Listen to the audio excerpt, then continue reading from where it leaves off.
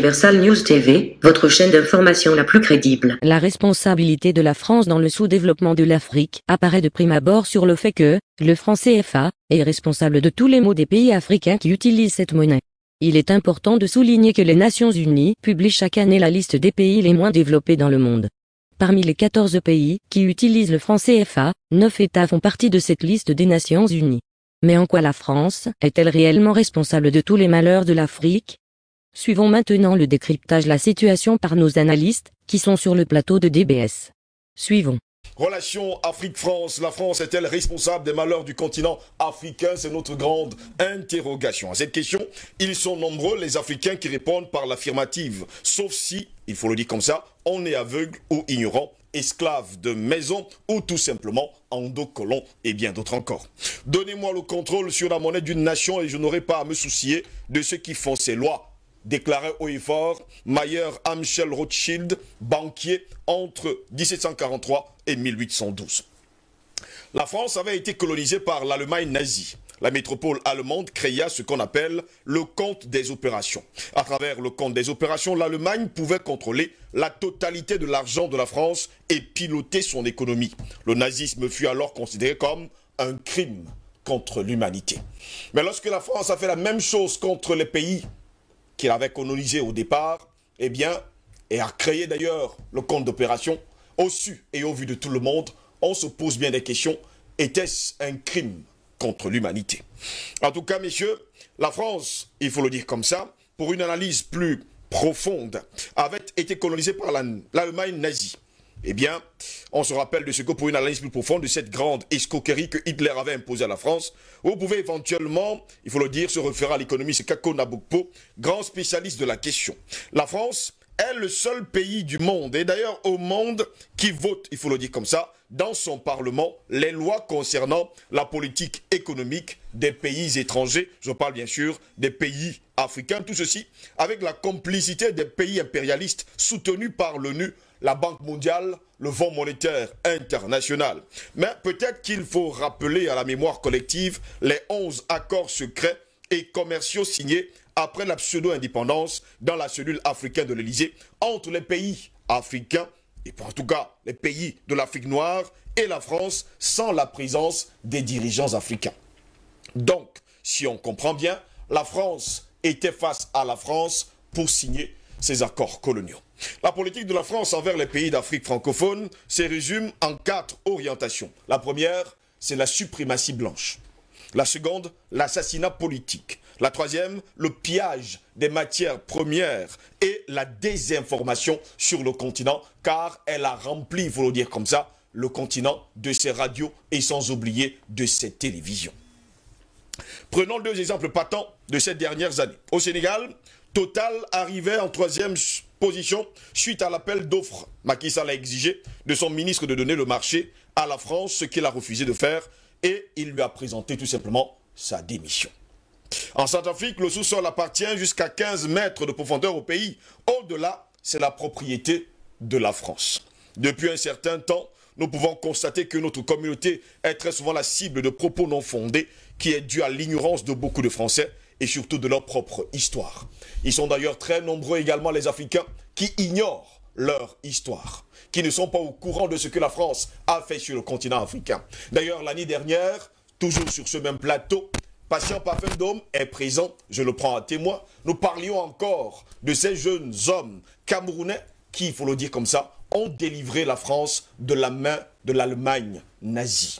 C'est ici, à Douala, précisément dans la capitale économique du Cameroun, qu'est née la France libre. Oui, vous l'avez compris, c'est ici, à Douala précisément, qu'est née la France libre. Mais comment est-ce que la France a remercié ces États africains qui lui sont venus en aide pour se libérer de la France nazie? Eh bien, elle les a encore emprisonnés dans le compte d'opération, dans une monnaie de singe qu'on appelle le franc CFA, et pendant ce temps, elle continue à piller le continent africain. Il en a été de même dans une émission de Pascal Praud, sur une chaîne de télévision française que j'aimerais taire le nom. Un de ses intervenants disait « Tant que l'on aura 70% de Noirs et d'Arabes, on n'y arrivera pas ». Nous irons expliquer donc à M. Pascal Praud d'où vient l'argent avec lequel il les payait chaque fin du mois du côté de la France. Allez savoir. Eh bien, messieurs, voilà le sujet qui nous intéresse ce matin, cet après-midi en tout cas. Relation Afrique-France, la France est-elle responsable des malheurs du continent africain? Eh bien, je vais me tourner vers vous. Quelle est votre réaction et ce que vous en pensez? Je pense que votre thématique de ce dimanche, de prime abord, paraît évident. Mais il n'est pas si évident que ça. Oui. Parce que là, il a plusieurs possibilités d'interprétation, premièrement, mais aussi d'analyse. En réalité, la France a affaire au continent africain parce que la France a dominé une partie du continent africain et ce qui plombe justement l'essor de ce continent-là. Mais de manière directe, la France n'a pas la même mise sur l'ensemble du continent africain. Mais le fait que la France a une même mise, comment dire ça, ostentatoire sur une bonne partie du continent africain dans ces 14 pays, on pourra ajouter les Comores après, plombe justement l'essor de ce continent-là. Alors, quel est le problème? Moi, je dis, nous sommes face à un peuple, le peuple français et ses élites, qui ont ce que j'appelle les réminiscences d'un racisme primaire dont ils sont incapables de se départir. Ils ont été incapables de décoloniser. Parce que la France s'est rendue compte que si elle décolonise réellement, comme les autres ont essayé de le faire, je peux vous dire, au sortir de la guerre, elle n'aurait pas pu, très rapidement, être de nouveau capable de tutoyer les grands, ceux qui sont sortis vainqueurs de la Seconde Guerre mondiale. Alors, il y a une information que j'ai eue encore récemment qui m'a donné la chair de poule. Est-ce que vous vous rendez compte que vous savez que la France était très endettée vis-à-vis des États-Unis? Donc, ce fameux jour de décembre 1945, les États-Unis obligent à la France le matin de dévaluer le franc français. La France dévalue le franc français. À 9 h, à 16 h, 3 flibustiers, j'allais dire 3 hommes politiques français, mais brigands, De Gaulle, Susten et Pleven, se retrouvent dans une chambre écrit le franc CFA. Le même jour, écrit le franc CFA. Selon vous, quelles étaient les raisons de la création du franc CFA? C'était de dire, on va s'appuyer sur ces pays-là pour payer la contrepartie de notre dette aux États-Unis. Et ils se sont rendus compte que c'est une opération qui était superbe. C'était un jackpot incroyable. Donc tout ce qui s'est passé, tous les efforts qui ont été faits pour les Africains, tous les faux discours, malgré la pression de Roosevelt, l'ancien président des États-Unis, qui ne cessait de dire aux Français et à De Gaulle, attention, au sortir de cette guerre-là, il faudra donner l'indépendance aux pays africains qui nous ont été d'un apport inestimable pour vaincre l'Allemagne nazie. Quand vous regardez très bien les sources ou bien les origines, les raisons profondes de la guerre entre le Vietnam et la France, la question essentielle était, Ho Chi Minh pose la question aux Français, quel est le type d'indépendance que vous voulez nous octroyer? Les Français disent, pas de problème, vous aurez l'indépendance politique, mais il faut que nous ayons toujours une relation monétaire avec vous, de telle manière, du type que ce que nous avons aujourd'hui. Alors, Ho Chi Minh a dit, c'est pas possible, ça veut dire qu'on n'est pas indépendant. C'est ça qui va décider Ho Chi Minh à se lancer dans une guerre contre la France. D'ailleurs, ils sortiront vainqueurs de cette guerre contre la France. C'est la bataille de Bien Diem Phu, n'est-ce pas, qui a signé la Bérésina de l'armée française vis-à-vis des Vietnamiens.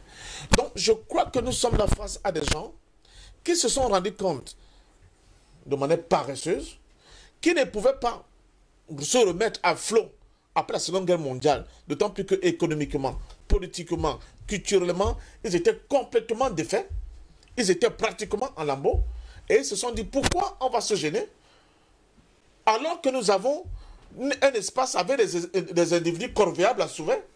Donc continuons ce type d'esclavage qui ne dit pas son nom, mais qui va nous permettre de pouvoir profiter à bouche que veux-tu des ressources de ces gens-là pour essayer de combler les déficits économiques ici chez nous et enfin pouvoir parler de manière d'égal à égal avec les superpuissances qui étaient qui avait émergé après la Seconde Guerre mondiale.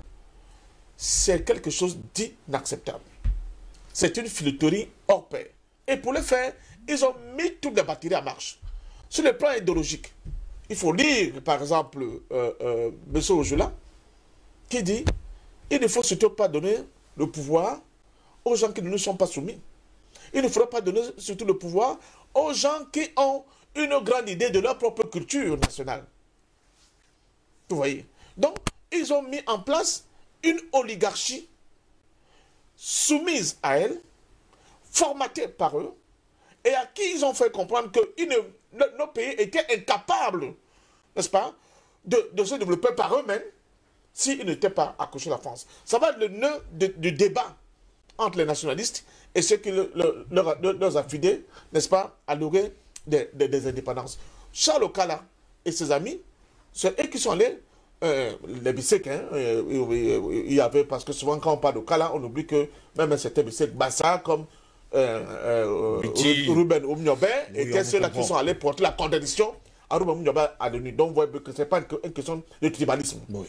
Bon, c'est une question de choix, ça me souvent le dire. À l'ONU, leur argumentaire était simple. Mais ce type-là, il parle d'indépendance, mais c'est un malade. Nous ne sommes même pas capables de fabriquer une bouchette d'allumettes. Comment on peut parler d'indépendance? Nous pensons qu'il faut qu'on continue d'être sous la domination française de la France et que progressivement, le temps voulant, nous pourrons enfin accéder à la souveraineté internationale. Nous y sommes depuis. Nous y sommes depuis dans cette soi-disant façon de faire les choses doucement, doucement. Il ne faut pas brusquer la France. Il faut qu'on continue d'apprendre. On apprend depuis les indépendances de 60, on continue d'apprendre. Voilà un enfant qui a 60 ans mais qui n'est pas encore majeur. Plus de 60 ans d'ailleurs. Donc, et sur le plan aussi de la violence, quand vous regardez toute l'architecture qui a été mise en place par un certain Foccart, avec une brutalité hors pair, je vous rappelle que les Anglais ont quand même arrêté beaucoup de leaders indépendantistes de leur côté. Kwame Nkrumah a été arrêté. Jomo Kenyatta a été arrêté. Nyerere a été arrêté. La plupart des gars, même depuis récent, même Mandela, a été arrêté, mais ils n'ont pas été tués.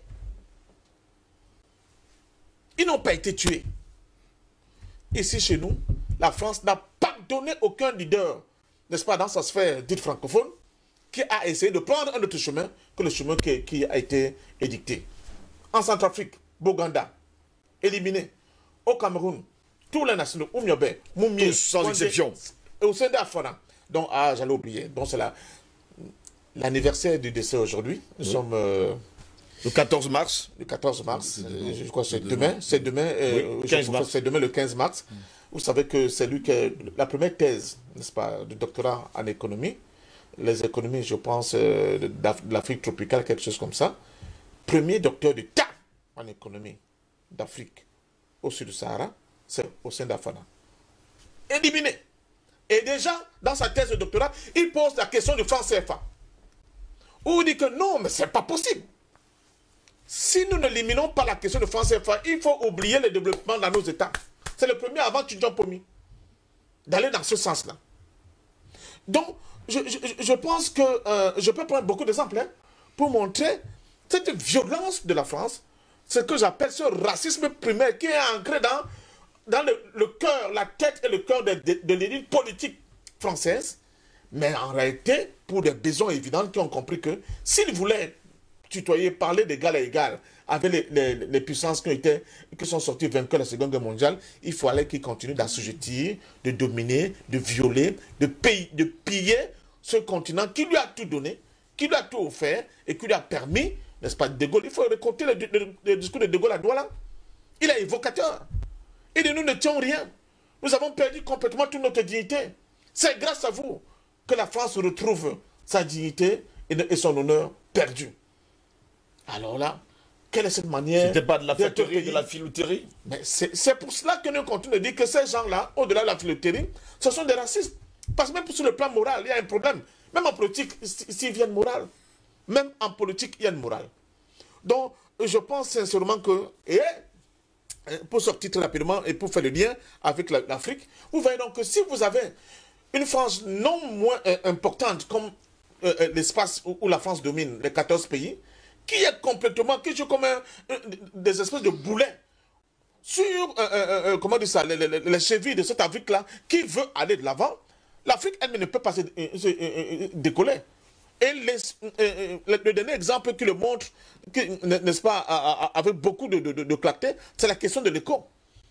Les pays de l'Afrique de l'Ouest se réunissent, ils réfléchissent sur une monnaie, n'est-ce pas, propre à l'Afrique de l'Ouest, et bam, M. Macron actionne Ouattara, et ils inventent le projet de l'Afrique de l'Ouest en créant un éco qui n'a rien à voir avec cette monnaie qui devait être souveraine, appartenant au peuple africain de l'Ouest, pour pouvoir eux aussi se lancer dans la voie du développement. Donc voilà cette France-là. Et voilà ce à quoi elle est capable, et elle continue d'être capable. C'est pour ça que quand nous tapons sur la France, quand nous exigeons qu'elle lève son genou sur notre cou, parce qu'on ne peut plus continuer d'accepter ça, parce qu'on ne respire plus, ce n'est pas parce que nous avons une haine viscérale quelconque contre la France, mais parce que dans les faits, Steve, l'élite politique française a montré aux yeux du monde qu'elle veut continuer de considérer les Africains comme des esclaves, et cela est inadmissible. Finalement, la France voudrait que les 14 pays francophones soient tout simplement des esclaves ad vitam aeternam. Albert Anatola, ici, je vais me tourner vers vous. Je vais prendre d'ailleurs les 11 accords. L'un des premiers accords, justement, sur ce signé d'ailleurs par la France elle-même, parce que la France était face à la France pour signer ces accords. Je commence par le premier. La dette coloniale pour remboursement des bénéfices de la colonisation. Les États nouvellement indépendants doivent rembourser le coût des infrastructures construites par la France pendant la colonisation. Nous cherchons toujours le détail des coûts, l'évaluation des bénéfices et des conditions de paiement imposées par la France aux pays africains. Je me tourne vers vous, Albert. Voilà déjà le premier acte. Oui, disons que... Cherche toujours les coûts, jusqu'à bout de contraire. D'abord, pour que mon argumentaire soit un peu plus compréhensible. Oui. Je voudrais revenir sur la thématique, notamment, la France est-elle responsable des malheurs du continent africain, des malheurs? Oui, des malheurs. Il faut déjà les identifier, ces malheurs. Oui. Je voudrais entrer dans deux éléments de votre énoncé tout à l'heure. Le premier élément de votre énoncé porte sur la monnaie. Oui. C'est-à-dire cet extrait des déclarations de M. Mayer à Michel Rothschild, oui, qui dit que donnez-moi la souveraineté monétaire d'une nation et je ne me soucierai pas, n'est-ce pas, de ceux qui font ces lois. Maintenant, je vais plus bas. Quels sont les piliers de la politique française en Afrique? Vous les avez convoqués, notamment le suprémacisme, je préfère utiliser ce terme-là, le suprémacisme blanc, parce que c'est de ça qu'il s'agit. Le suprémacisme blanc voudrait qu'on fasse comprendre aux Africains que c'est le blanc qui est fort, qui domine, qui est le maître. Je voudrais appuyer et axer mon argumentaire par l'attitude de ces individus quand ils sont sur notre territoire, que ce soit les Français de souche ou les Franco-Libanais.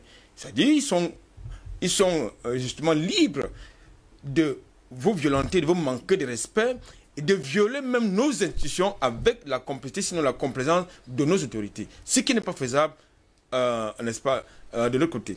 Dans le deuxième pilier, vous l'avez également convoqué, à savoir, n'est-ce pas, moi je préfère parler de la prédation. Là où vous parlez, n'est-ce pas, du pillage des ressources, mais je parle de la prédation. Oui, allons-y. Ouais, parce que, justement, cette politique de la France en Afrique s'appuie sur la prédation. C'est-à-dire qu'ils n'achètent rien du tout. Ils prennent tout au nom de cette fameuse aide, ou bien de cette fameuse aide. Je vais revenir tout à l'heure sur n'est-ce pas, l'aide, sur cet aspect de l'aide. Soi-disant aide, il faut bien préciser. Oui, parce que, en fait, ce sont les éléments de langage qui portent dans leur opinion et qui est justement relais par les médias. Les médias qui sont justement dans les sont là pour la désinformation. Dans les ligues politiques et quelquefois propriétaires, oui, majoritairement. D'autres éléments, n'est-ce pas, de la politique française en Afrique, c'est l'ingérence. Tout à l'heure, vous avez parlé d'assassinat politique. Oui. Il s'agit de l'ingérence. Je voudrais également convoquer un élément historique. Je dis factuel. Vous avez un événement qui se produit dans les mêmes circonstances, dans deux pays différents. Aux États-Unis, vous avez les pros, n'est-ce pas, Trump, qui s'insurgent et s'attaquent aux institutions américaines. Oui. Monsieur Jean-Yves Le Drian, il condamne, n'est-ce pas, ces attaques contre les institutions républicaines américaines. À l'inverse, Jean-Yves Le Drian a le foucuidance, j'allais dire, la liberté, Oui. d'aller violer, d'encourager la violation des institutions ivoiriennes et tchadiennes, en leur attribuant des constitutionnels pour justement violer ces institutions. Ça fait donc un problème. Le dernier élément, je crois que vous l'avez également, à mon sens, convoqué, c'est la désinformation. Et là, ça veut dire que ils sont en train de dire à leur opinion, notamment, vous savez que les citoyens français, pour la majorité, ils écoutent beaucoup leurs médias et leurs hommes politiques. Alors, ils disent à leur opinion nationale qu'ils sont, n'est-ce pas, dans une mission de civilisatrice sur le continent africain, si ce n'est pas humanitaire. C'est le discours qu'ils portent. La preuve, c'est qu'ils disent qu'ils ne sont pas consomment de l'aide. Ils ont même un tondu qui a même justement commencé à contester cette aide, je ne sais pas, d'Éric Zemmour. Je crois qu'on va y revenir.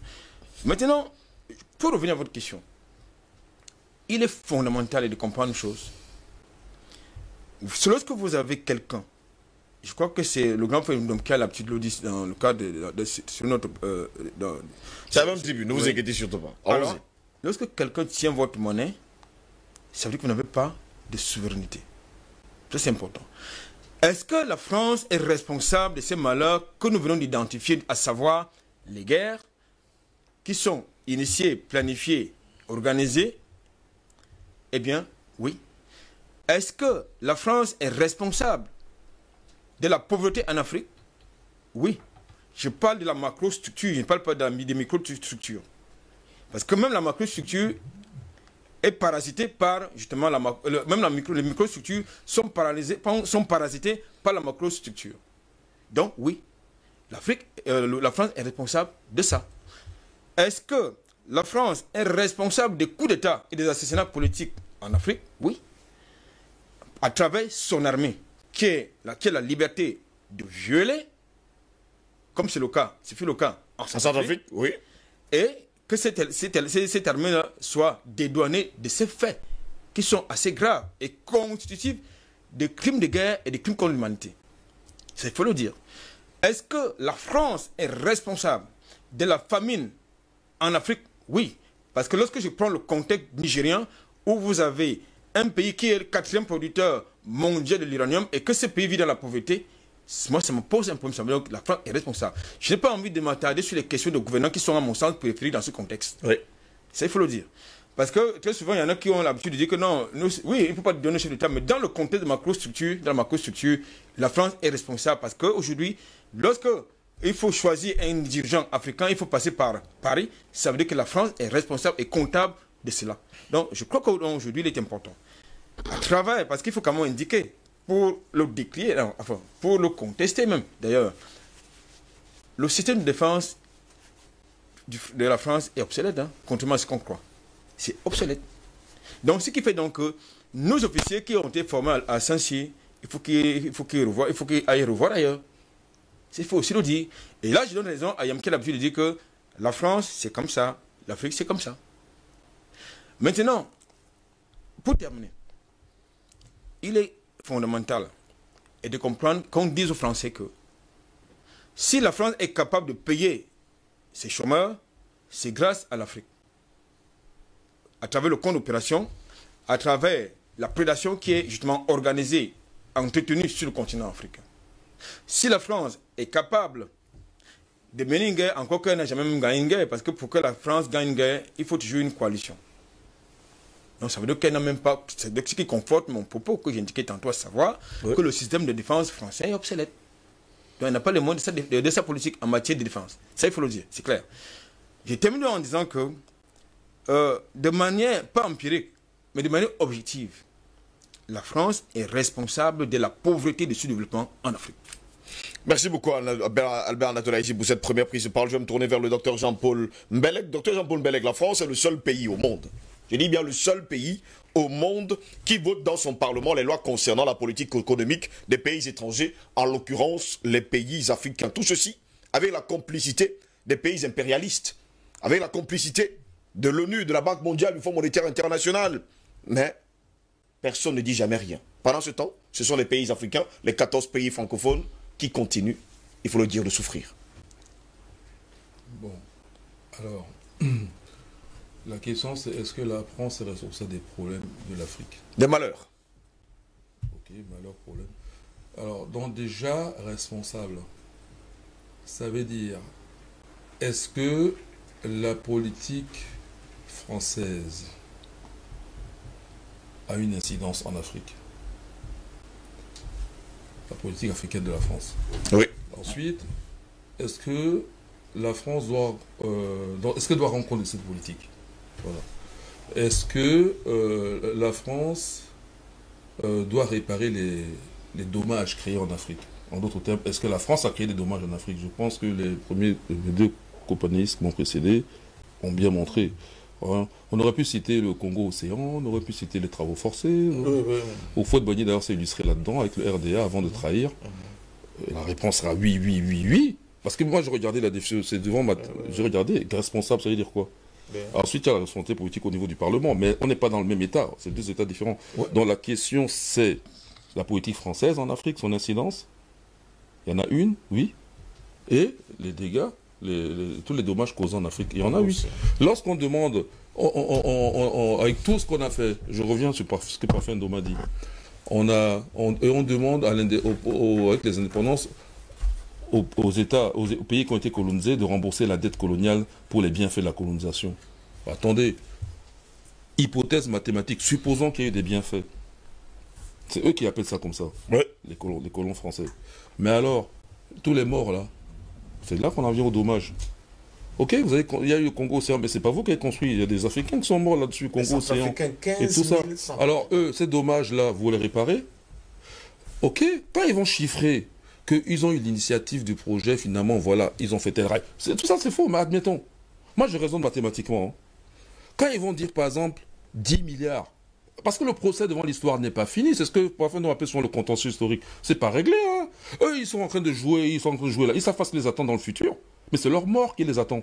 Je vais le présenter, là. Ils sont morts, ces gens-là. Quand ils vont chiffrer, moi, je suis pas le genre, je m'excite, non, j'admets, ok. Combien on te doit? Chiffre. Quand il va dire, je donne un exemple comme ça, il va dire par exemple 100 milliards d'euros pour les bienfaits de la colonisation. Mais pour ajouter de l'eau dans votre vin, le docteur Mbelek, je voudrais quand même vous rappeler qu'au moment où les Français quittent le continent africain, ils détruisent tous les infrastructures socio-économiques qui existaient. Hein. Ah ben Anatole, je leur concède ça. Tiens, écoute, pourquoi tu attends la fin de ma chute, de mon raisonnement? Je dis, hein. Même en ayant détruit. Quand ils vont dire que le reste, ce qui reste là, c'est 100 milliards. C'est juste un exemple, non? C'est 100 milliards d'euros. Alors moi, je vais dire, avec tous les dommages, tous les morts humains créés, déplacements de population, voilà, etc., toutes les maladies, etc., la faune détruite, moi, je vais multiplier par 1 milliard la somme qu'ils auront donnée. Donc, dans les 100 milliards qu'eux demandent, eh ben, ils vont nous devoir 100 000 milliards de milliards. Ça dit, ils sont morts. À chaque fois qu'on donne, on va mettre encore plus de zéro derrière. Est-ce qu'on comprend le raisonnement? C'est-à-dire que dans le différentiel, c'est toujours eux les perdants. Parce que là, quand on raisonne, parce qu'on est dans une logique où la personne prend tes matières premières, d'où le mot prédateur, quand il prend 3A, et c'est lui qui fixe le prix. Non, donc on n'est pas indépendant. Notre indépendance, je suppose qu'on y est déjà, suppose que nous sommes aussi capables de fixer les prix. Donc quand ils vont donner leur addition, la nôtre viendra toujours en dernier pour multiplier les zéros. Ces gens-là sont morts d'avance, ils ne peuvent pas gagner devant le tribunal d'histoire. Ou alors nous sommes des colonisés, des esclaves éternels. Mais si on est libre, ils sont morts. Ils ne peuvent pas avoir raison. Je dis qu'à chaque fois qu'ils mettent un chiffre, les nôtres, on rajoute des zéros derrière. Enfin, l'esclavage, on les a demandé de venir nous rendre esclaves. Et un Africain est parti en France. Et s'il vous plaît, venez nous rendre esclaves. Quelqu'un est parti en France. On a dit, ah, s'il vous plaît, on est des biens meubles dans le code noir. Faites le code noir pour nous. On les a appelés. Eux n'ont été chez eux pour faire la même chose. Jamais. Et ces gens-là sont morts. Ils ne peuvent pas avoir raison de notre milieu. Au fait, Parfait Ndoma, Ojoula, tu as dit tout à l'heure qu'Ojoula a dit ne donnez surtout pas le pouvoir à ceux qui sont conscients de leur culture ou qui mettent en avant leur culture. C'est pourquoi Ojoula était parfaitement conscient des liens entre l'Égypte ancienne et l'Afrique noire. J'ai le livre d'Ojoula là-dessus. Il a écrit un livre là-dessus. Il y a un livre dans lequel il y a plusieurs chapitres sur l'Égypte ancienne en relation avec l'Afrique noire. Il était parfaitement au courant, il savait de quoi il parlait. Lui, Paul Ojoula. Donc, prenons le cas de la France, Mayotte. 1825 à 1841, ils prétendent qu'il y a un sultan Clore Mahorais, qui régnait à la fois sur Madagascar et Mayotte, Clore aurait vendu l'île. Avec ce prétexte-là, on va séparer Mayotte des Comores. On va en faire un territoire d'outre-mer en 2011. Déjà 2009, il y a un référendum. Oui. 2011, truqué comme d'habitude, c'est sûr. 2011, Mayotte fait partie du département d'outre-mer. Voilà la promotion. Quand on sait déjà que, même dans la définition des territoires d'outre-mer, on regarde comment ça se passe en Nouvelle-Calédonie pour les Kanaks. Okay, on voit comment le Covid sévit à Mayotte, alors que ce n'est pas le cas aux Comores, qu'eux n'ont pas le soutien de la France. Enfin, je parle des autres îles des Comores. Le Covid-19 fait des dégâts à Mayotte. Alors que les Comoriens qui fuient pour venir à Mayotte, histoire de bénéficier de la société française qu'ils ont rejetée, parce qu'ils ont vu l'indépendance, le Covid-19 ne fait pas autant de dégâts. Mais là où, soi-disant, la France y est, non, la responsabilité... Alors, si on en vient maintenant au niveau du franc CFA, c'est fini pour l'Afrique centrale. Et même pour l'Afrique de l'Ouest, ça tourne en rond. Parce que ce que Ouattara et Macron ont fait n'a fait que, au contraire, revulser les autres chefs d'État, à part Macky Sall, mais les autres, et je vois le chef d'État du Bénin, ou même du Burkina Faso, ils ne sont pas pressés d'aller dans le Wacron, hein, c'est l'écho Macron-Ouattara. Là. Ça n'attire pas grand monde en tout cas. Voilà. Bon, en Afrique centrale, c'est mort. On va voir, c'est une affaire de quelques mois. En tout cas, on va voir les résultats. C'est fini. Alors maintenant, il y a une question. Là où je ne suis pas tout à fait dans le schéma de Parfendome et même de Albert Anatola ici, en attendant d'écouter ce que va dire Paul est là, c'est donner trop d'importance à la France. D'abord, je pense que le premier ennemi du peuple français, c'est l'État français. Et que ça se verra encore plus dans les années à venir, surtout si l'Afrique, la partie dans laquelle la France fait ce qu'elle veut, en Afrique noire, venait à être totalement indépendante, comme moi je pense va se faire bientôt. On verra de plus en plus que le premier ennemi du peuple français, c'est le gouvernement français. Oui, là pour l'instant, pour calmer le peuple, tout ça, ce qu'on prend en Afrique noire, on donne au peuple, ils en profitent, ils sont complices. Oui. Parce qu'ils consomment, ils n'ont pas dit non plus qu'ils ne prenaient pas, ils prennent. Oui, mais à un moment donné, ils ne pourront plus faire ce jeu. Et le gouvernement français devra ponctionner son peuple, parce que c'est son rôle en réalité. C'est son rôle. Ça a commencé avec la Révolution française. Moi, j'ai fait des études en France. L'histoire de France, je la connais même étant à l'école primaire. Je connais, j'ai étudié au lycée, tout ça, je connais. La façon dont on présente la Révolution française est fausse. La Révolution française n'a jamais été une révolution de Français. C'est une révolution de francs-maçons. À la botte des financiers, dont les Rothschild. Napoléon Bonaparte, c'est un coup d'État avec son frère Lucien qui était franc-maçon. Mais les financements viennent d'où? Comment ça se fait que c'est si bien organisé, ça réussit? Il y a le financement des Rothschild. Pourquoi Bonaparte fait même un tour en Égypte? Pourquoi il fait un tour en Égypte? Les Rothschild. Et pourquoi il paye la bataille de Waterloo? C'est pareil, c'est les Rothschild. C'est depuis ce jour-là qu'ils ont vraiment emprise sur la Grande-Bretagne, l'Angleterre, jusqu'à aujourd'hui. C'est un coup qu'ils ont joué. Bonaparte était un de leurs pions. On ne voit pas trop ça. Pourquoi la France, c'est le seul État qui, dans ses colonies, en Afrique du Nord, donne la citoyenneté française aux Juifs, mais pas aux musulmans? Ça s'appelle la loi Crémieux, le décret Crémieux. Crémieux, de son vrai nom, il s'appelle Isaac quelque chose. Crémieux, c'est un autre nom. C'est un peu comme Edmond, lui de Rothschild, qui s'est fait appeler... bon, on en a parlé ici, ça me reviendra son nom. Mais en tout cas, elle a changé de nom. Oui. Ça va revenir. C'est une question de quelques minutes, ça me reviendra. C'est pas important de toute façon, pour ce que je vais dire. Donc, je dis que, pour que la France, qui a perdu la Seconde Guerre mondiale, ait eu son droit au chapitre au Cameroun, alors que l'Angleterre avait gagné la Seconde Guerre mondiale, la France n'est pas plus forte que l'Angleterre. Mais parce qu'ils sont soumis au même, comment dire, au même chef, quoi. Les financiers, les Rothschild, les fameuses familles, là. C'est eux qui donnent le là. Et pourquoi on a donné cet avantage à la France, jusqu'à aujourd'hui d'ailleurs? Parce qu'ils se sont rendus compte que les Français étaient les plus soumis à leur pouvoir. Je vous signale que c'est la France qui a fait voter la loi Giscard Pompidou. Pompidou lui-même était un salarié de Rothschild. C'est les Rothschild qui l'ont envoyé auprès de De Gaulle. Giscard, il vient, il termine le travail de Pompidou qui est décédé entre-temps. Il s'agit de faire en sorte que l'État français ne peut plus emprunter l'argent à la Banque de France, puisque quand elle emprunte à la Banque de France, c'est sans intérêt. Donc pendant tout le temps que j'étais enfant, on parlait que de l'inflation, Jusqu'au jour où il y a eu la loi Giscard-Pompidou qui est passée, on ne parle plus d'inflation, comme par hasard. Le lendemain, on ne parle plus d'inflation. Ben oui, puisque désormais, le gouvernement français est obligé, parce qu'il s'agissait de beaucoup parler d'inflation, pour emmener à la loi Giscard-Pompidou. C'est-à-dire que si vous empruntez sans intérêt, vous faites tourner la planche à billets, vous créez de l'inflation. Alors, on va finir par convaincre les gens d'admettre ceci, c'est que l'État français doit emprunter l'argent au marché international. Et là, maintenant, c'est avec intérêt. D'où le début de la dette souveraine française. Voilà. Pourquoi un Français bon teint peut jouer contre lui-même? Ils viennent en Afrique pour chercher l'intérêt pour leur État et leur peuple, admettons. Leur État, je suis d'accord, mais leur peuple, admettons. Mais alors, pourquoi dans ce cas-là, ils jouent contre eux-mêmes en votant la loi Giscard-Pompidou? Parce que là, ils jouent contre eux-mêmes. Ils ont créé la dette souveraine française qui n'existait pas. Mais parce qu'ils ne travaillaient pas pour l'intérêt de la France. Oui. On pointe tout du doigt les chefs d'État africains qui travaillent pour la France. Mais on oublie que les gouvernements français eux-mêmes ne travaillent pas pour la France. Ils travaillent pour ces familles.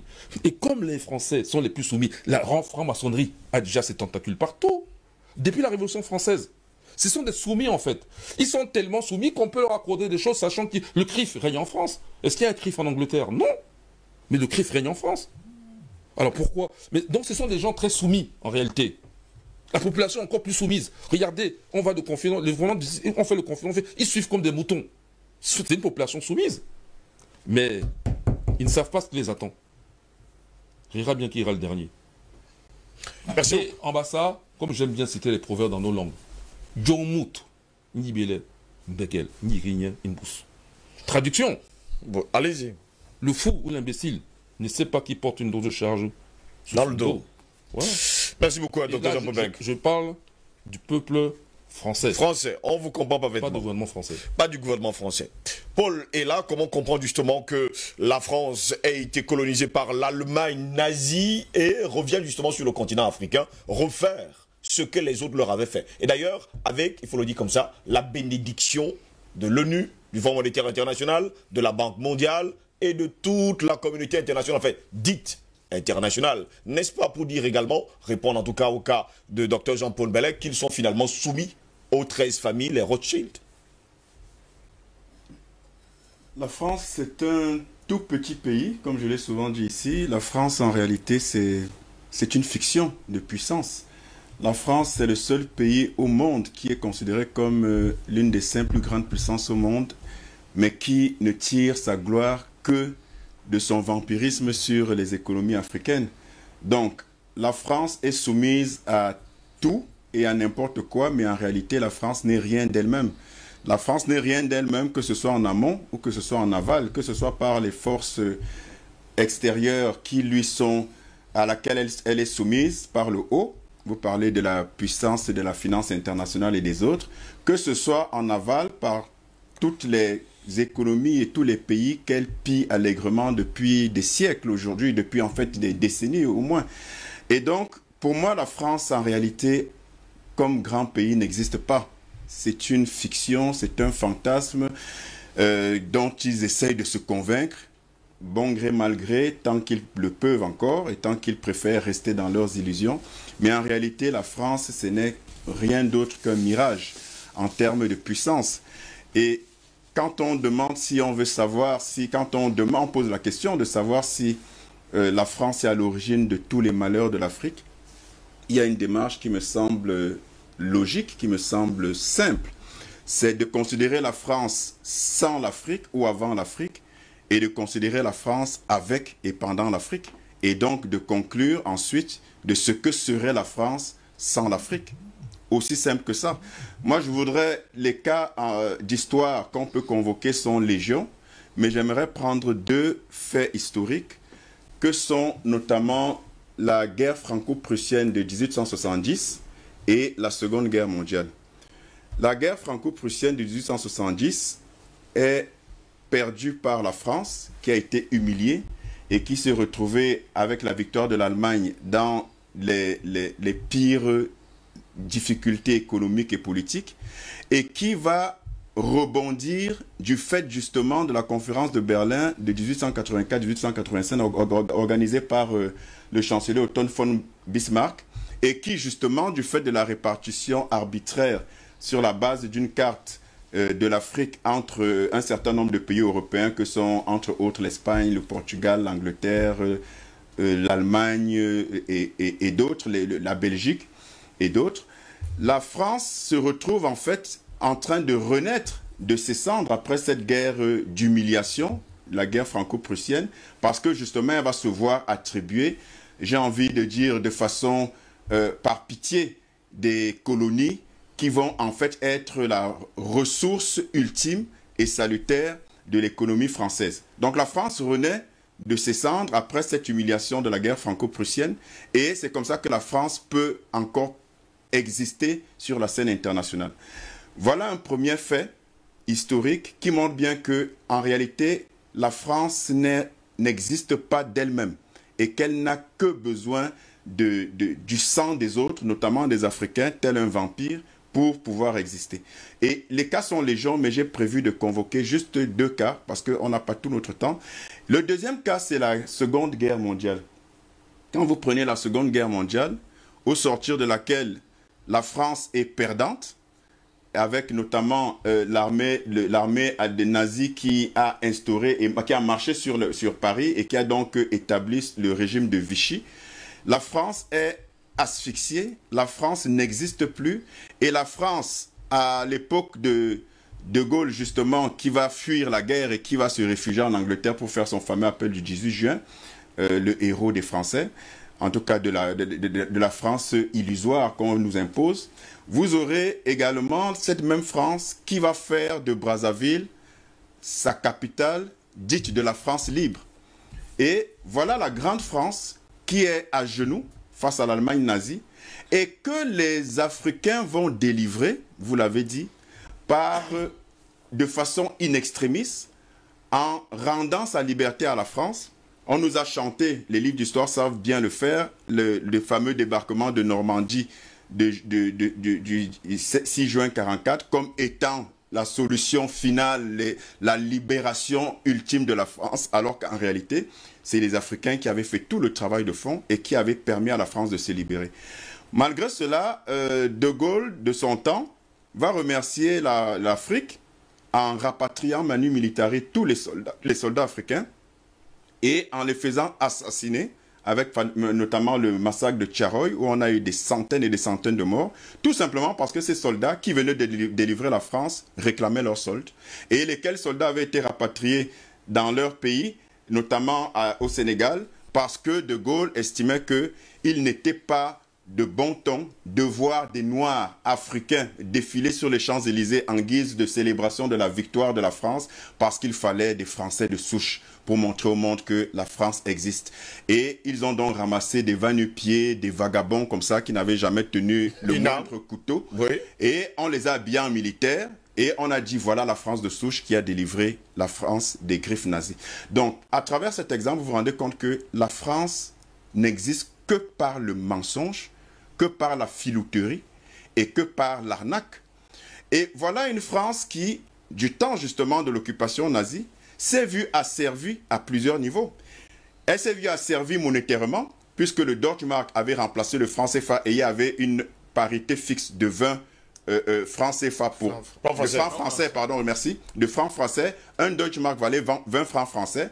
Donc, parité fixe, ils étaient donc asservis sur le plan monétaire, ils étaient asservis sur le plan économique, puisque c'est la loi économique allemande qui régnait à ce moment. Ils étaient asservis politiquement, évidemment, puisque c'était le régime de Vichy qui sévissait. Ils étaient asservis culturellement, puisque quand vous détenez un pays monétairement, politiquement et économiquement, vous le détenez culturellement, puisque vous allez faire prévaloir vos valeurs. Ils détenaient ce pays militairement avec la présence militaire allemande. Et qu'est-ce que la France a eu, puisque la France a toujours fait preuve, en tout cas ses dirigeants, d'anorexie intellectuelle sévère, puisque le minimum d'intelligence qui demande que la France puisse se réinventer un modèle, en tout cas se réinventer un modèle d'elle-même pour pouvoir exister politiquement, économiquement et culturellement, ils n'ont jamais fait preuve de ce minimum d'intelligence-là. Et je vous rappelle que la France, soi-disant la grande France, qui, au sortir de la Seconde Guerre mondiale, s'est présentée comme faisant partie des vainqueurs. Rappelez-vous la conférence de Yalta. Vous vous rappelez de la photo des vainqueurs. où était De Gaulle sur la photo des vainqueurs à la conférence de Yalta. Vous aviez Staline, vous aviez Churchill et vous avez Roosevelt. De Gaulle n'était pas là.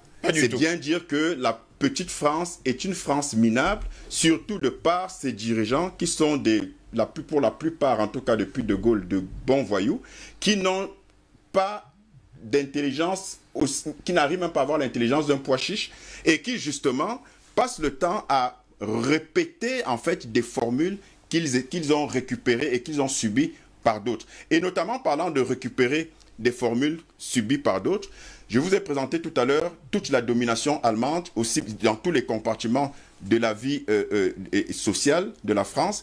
Et c'est cette même domination, cette même asphyxie, cette même spoliation, ce même avilissement que la France va répéter, va reprendre servilement, la France n'a jamais eu de capacité à s'inventer, à se créer un modèle. C'est ce qu'ils vont répéter et qu'ils vont reproduire en Afrique. Et la question, c'est de savoir si la France est à l'origine de tous les malheurs de l'Afrique. Pour savoir si un pays est dans le malheur et connaître les sources et les ressorts de ces malheurs, il n'y a qu'à convoquer tous les compartiments de ce pays. Et on va aller pas à pas en 2 minutes maximum. Premièrement, sur le plan militaire, est-ce qu'un pays est indépendant s'il est occupé militairement? Est-ce que la France occupe militairement les pays africains? Oui, il n'y a qu'à regarder les bases militaires qui sont présentes partout en Afrique. Est-ce que l'Afrique est libre d'un point de vue économique? Mais non, il n'y a qu'à regarder l'occupation économique des pays africains francophones avec les multinationales telles que Total, Orano Areva, qui pille le Niger, qui pille le Mali, qui pille le Cameroun, qui pille le Gabon, qui pille tous ces pays. La France, économiquement, c'est un pays qui n'existe pas. Si je vous demande de me citer 10 marques françaises, même pas 10, disons une marque française, prenons de réfrigérateur, une marque de télévision, de téléviseur. Si je prends tous les compartiments de l'industrie française, vous allez bien vous rendre compte que la France n'existe pas. Et ce qu'ils considèrent comme les fleurons de leurs économies, c'est encore du fait des associations, des conglomérats avec d'autres pays européens, qui sont souvent majoritaires dans le capital, comme par exemple Airbus, où l'Allemagne est à quasi équivalent en termes de part dans le capital. Vous voulez qu'on parle de quoi? Vous voulez qu'on parle de la culture? D'un point de vue culturel, l'Afrique est aliénée. Tous les musées sont inondés d'ailleurs par les œuvres. Tous leurs musées sont inondés d'œuvres d'art pillées en Afrique qui rapportent des milliards d'euros depuis des décennies en France et en Europe. Et vous me dites que la France est un grand pays. La France n'est pas un pays qui devrait continuer de se considérer comme étant grand et qui serait même pas, comme l'a dit Jacques Chirac, à la 23e, au 21e rang des puissances mondiales. Et comme l'a dit Mitterrand, la France sans l'Afrique n'existera pas au 21e siècle. Vous voulez qu'on parle du plan monétaire? Est-ce qu'un pays sur le plan monétaire peut être libre quand sa monnaie est battue ailleurs et dépend d'un autre pays? Le CFA, c'est l'une des pires forme d'asservissement économique que l'Afrique connaisse et qui à l'origine de ce franc CFA, c'est la France qui elle-même a copié sur le modèle nazi lors de la Seconde Guerre mondiale. Et donc, quand on prend tous les compartiments, vous voulez qu'on parle sur le plan politique, l'ingérence politique de la France, avec notamment les réseaux mafieux de la France-Afrique depuis De Gaulle et son acolyte Foccart, font encore florès aujourd'hui. Ils sont encore en exergue. C'est la forme qui change, mais le fond est le même. Et donc, politiquement, on a des dirigeants qui, en réalité, sont dirigés par la France et qui sont imposés. Tous les véritables indépendantistes, tous les véritables nationalistes ont été purement et simplement assassinés par la France. Et donc, je conclus en disant, après un tableau comme celui-ci, on se rend bien compte que tous les compartiments de la vie sociale des pays qui sont des anciennes colonies de la France ou qui sont considérés comme des pays francophones, tous ces pays-là, du fait de la France et rien que de la France, se retrouvent en fait dans une paupérisation permanente parce que tous les compartiments sont investis par ce prédateur-là. Et quand on parle comme ça, on va nous rétorquer, on va nous objecter qu'on fait de la victimisation. Ce n'est pas de la victimisation. Quand on fait un état des lieux, quand on analyse une situation pour faire la répartition des responsabilités, ce n'est pas de la victimisation. C'est donc à chacun de nous, face à ce tableau obscur dressé et qui existe du fait justement de la France et de son hégémonie impérialiste et criminelle, c'est à chaque pays africain de prendre ses responsabilités et de dessiner son propre chemin. Sombre tableau que vient de prendre Paul Ella, patient Pafendom, pour nous montrer que la France sans l'Afrique ne pourrait survivre? Que pourrait même devenir la France sans l'Afrique? Je vous poserai d'ailleurs la question. C'est l'ancien président gabonais Omar Bongo Ondimba qui avait sorti cette boutade où il disait le Gabon sans la France, c'est comme une voiture sans chauffeur. Mais la France sans le Gabon, c'est comme une voiture sans carburant. C'est tout dit. Alors, j'ai lu avec stupéfaction, il y a ces 2 derniers jours, un article de M. Marwan Ben Yamed. Vous savez qui est Marwan Ben Yamed, non? Oui. C'est le fils de Béchir Ben Yamed, le patron de Jeune Afrique. Moi, j'aime souvent écrire ce fric-là. F-R-I-C. Voilà, parce qu'il n'y a qu'à coup de médias qui sortent de nous parler que, n'est-ce pas, ce chiffon continue de subsister, d'être édité, et on nous fait croire qu'ils ont les informations de première main. Parlant de la maladie de fin dernier Premier ministre ivoirien, M. Ahmed Bakayoko.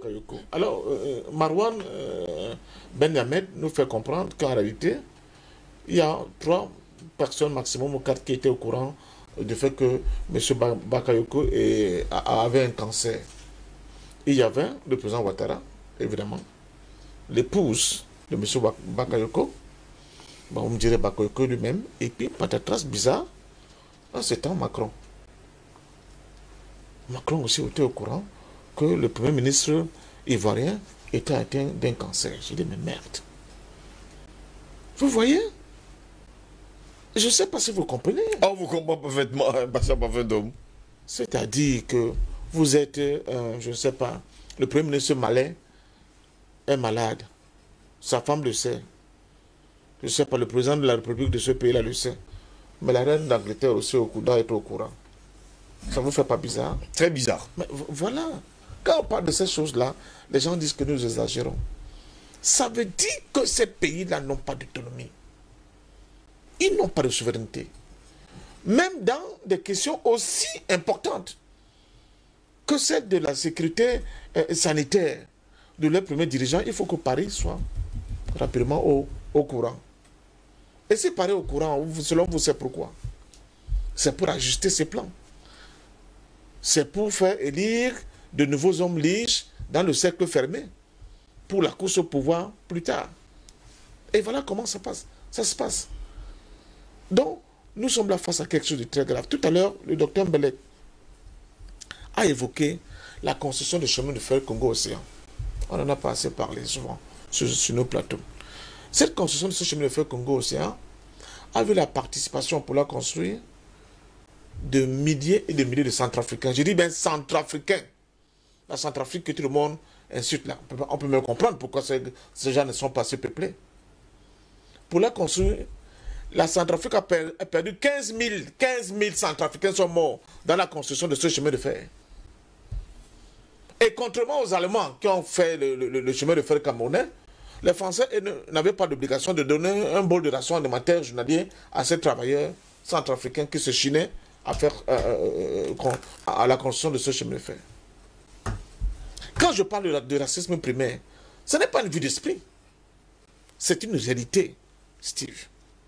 Et c'est très dangereux quand on voit l'attitude de ces Français. Je dis, j'ai écouté M. Maurice Delaunay. Il a été grand administrateur de côté de l'Ouest Cameroun pendant la guerre d'indépendance, précisément dans la ville de Tchang. Et on lui pose la question, d'où lui est venue l'idée de construire ces camps de concentration. Il dit, mais écoute, j'ai tout simplement reproduit ce que j'avais vécu en Allemagne, puisque moi-même, j'avais été fait prisonnier de guerre en Allemagne. Donc j'ai vu comment les gars ont construit les camps de concentration. C'est la même chose que j'ai reproduit à l'Ouest Cameroun, dans la zone de Tchang. Donc vous voyez des gens qu'on nous dit pays de liberté, pays de la démocratie, pays je ne sais pas de quoi. Comment leurs élites se comportent par rapport aux gens, on n'en a pas assez parlé, qui leur ont donné la dignité, qui leur ont lavé la faim et la honte, qui giclaient sur leur front.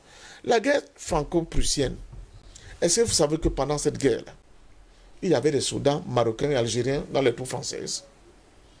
Ça veut dire que ces gens ont toujours, depuis comme de la nuit des temps, été incapables d'aller au front tout seuls. Ils prennent toujours leur dougourou. Et c'est de là que vient l'expérience qui va donner plus tard la naissance à ce qu'on appelle la Légion française, la Légion étrangère. La Légion étrangère, c'est quoi? C'est une armée de mercenaires au service de la France. Une armée de mercenaires au service de la France. Qui avait à sa tête des gens, entre autres, comme un certain Pierre Mesmer. Donc, vous voyez qui c'est? Oui. Donc, ces gens-là, ils ont un gros problème avec les questions des droits humains. Si nous ne nous battons pas, si nos enfants ne se battent pas violemment contre cette France-là, elle va continuer d'appliquer ces mêmes méthodes que nous voyons là un peu partout sur le continent. Mais je crois que c'est un économiste anglais qui l'avait si bien dit, la France se leurre. Elle se pourrit la vie. En continuant de se comporter tel qu'on se comporte. C'est-à-dire qu'en maintenant cette relation de maître et d'esclave, oui, en réalité, c'est elle qui va être la grande perdante à ce jeu-là. C'est elle qui va être la grande perdante. Pourquoi? Pour plusieurs raisons. Donc l'une des raisons premières, c'est qu'elle sera incapable de se faire à partir de ses propres efforts. Elle est coincée. Il faut que je sois dans une politique de razzia, une politique de pillage, une politique éternelle. Mais or, les dynamiques sociales, les dynamiques politiques, les dynamiques économiques du monde nous montrent qu'il y a une roue qui tourne.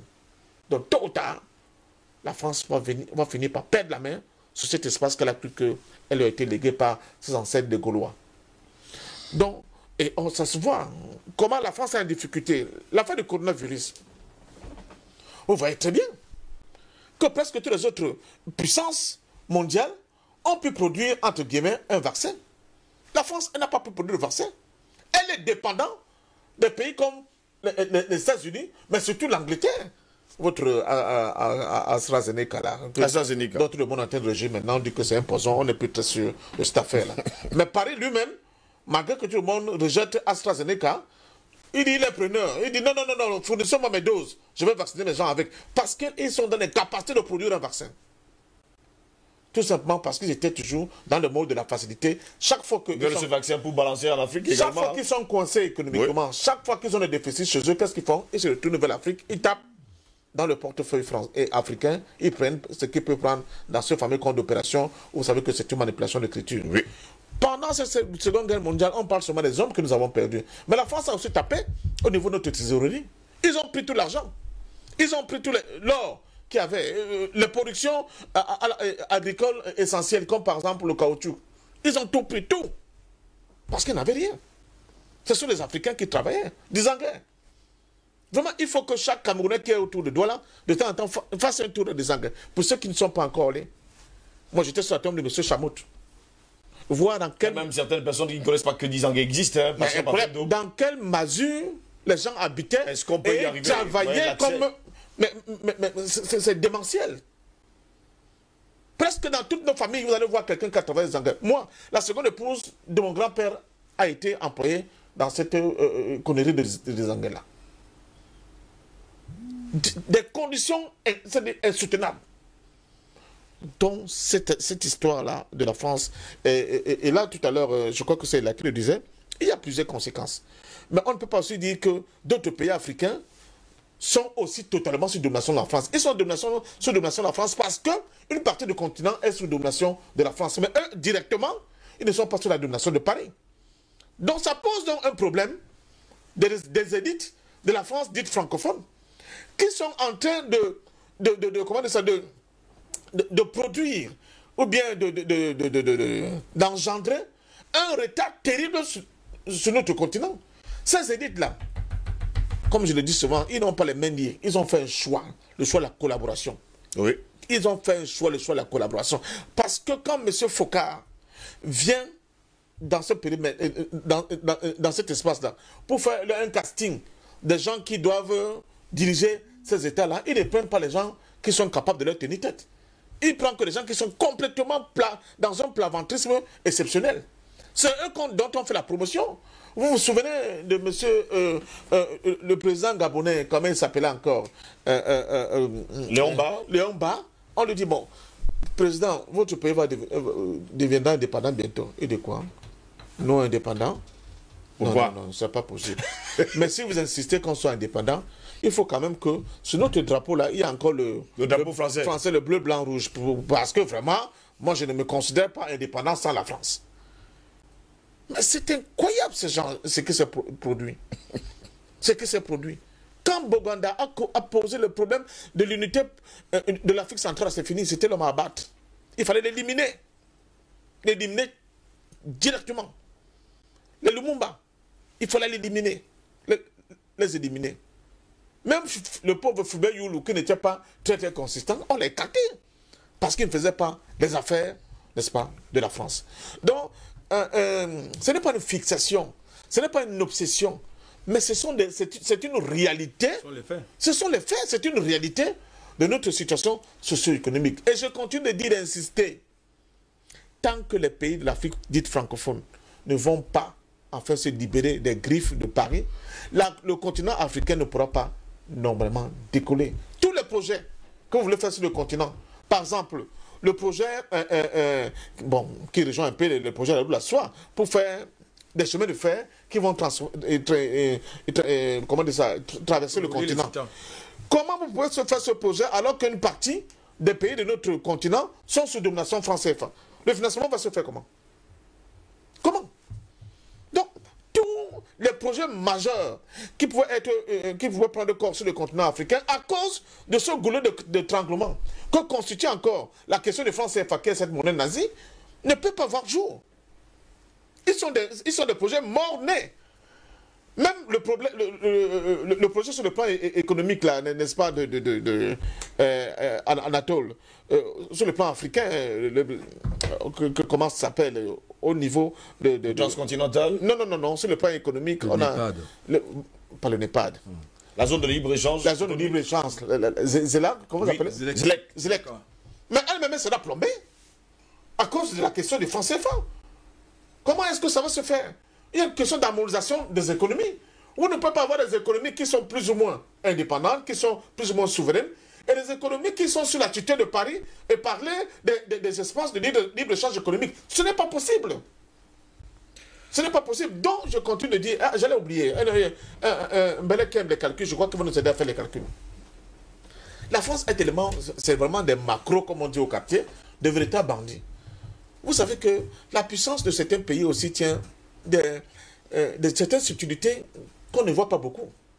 La question de bord de mer, vous dites que combien de nautiques souvent Belek, combien de nautiques parlant de... des eaux internationales, des eaux territoriales. Mais regardez ce que la France a comme au international. Vous savez pourquoi? Parce que la France, hors métropole, elle perclue de petites îles, les Guadeloupe, les Guyanes, les machins, Saint-Miquelon, Saint-Miquelon, partout. Et c'est là où la loi française s'exprime. Hein. Comme ils ont des eaux territoriales qui sont les leurs, vous ne pouvez pas là-bas, vous ne pouvez pas faire n'importe quoi. Et finalement, la France se retrouve dans des positions où elle est pratiquement incontournable dans certaines négociations internationales. Tout simplement parce que le gars a refusé de céder, de décoloniser. Les Algériens ont sorti un truc d'énervement qui m'a fait aussi frémir.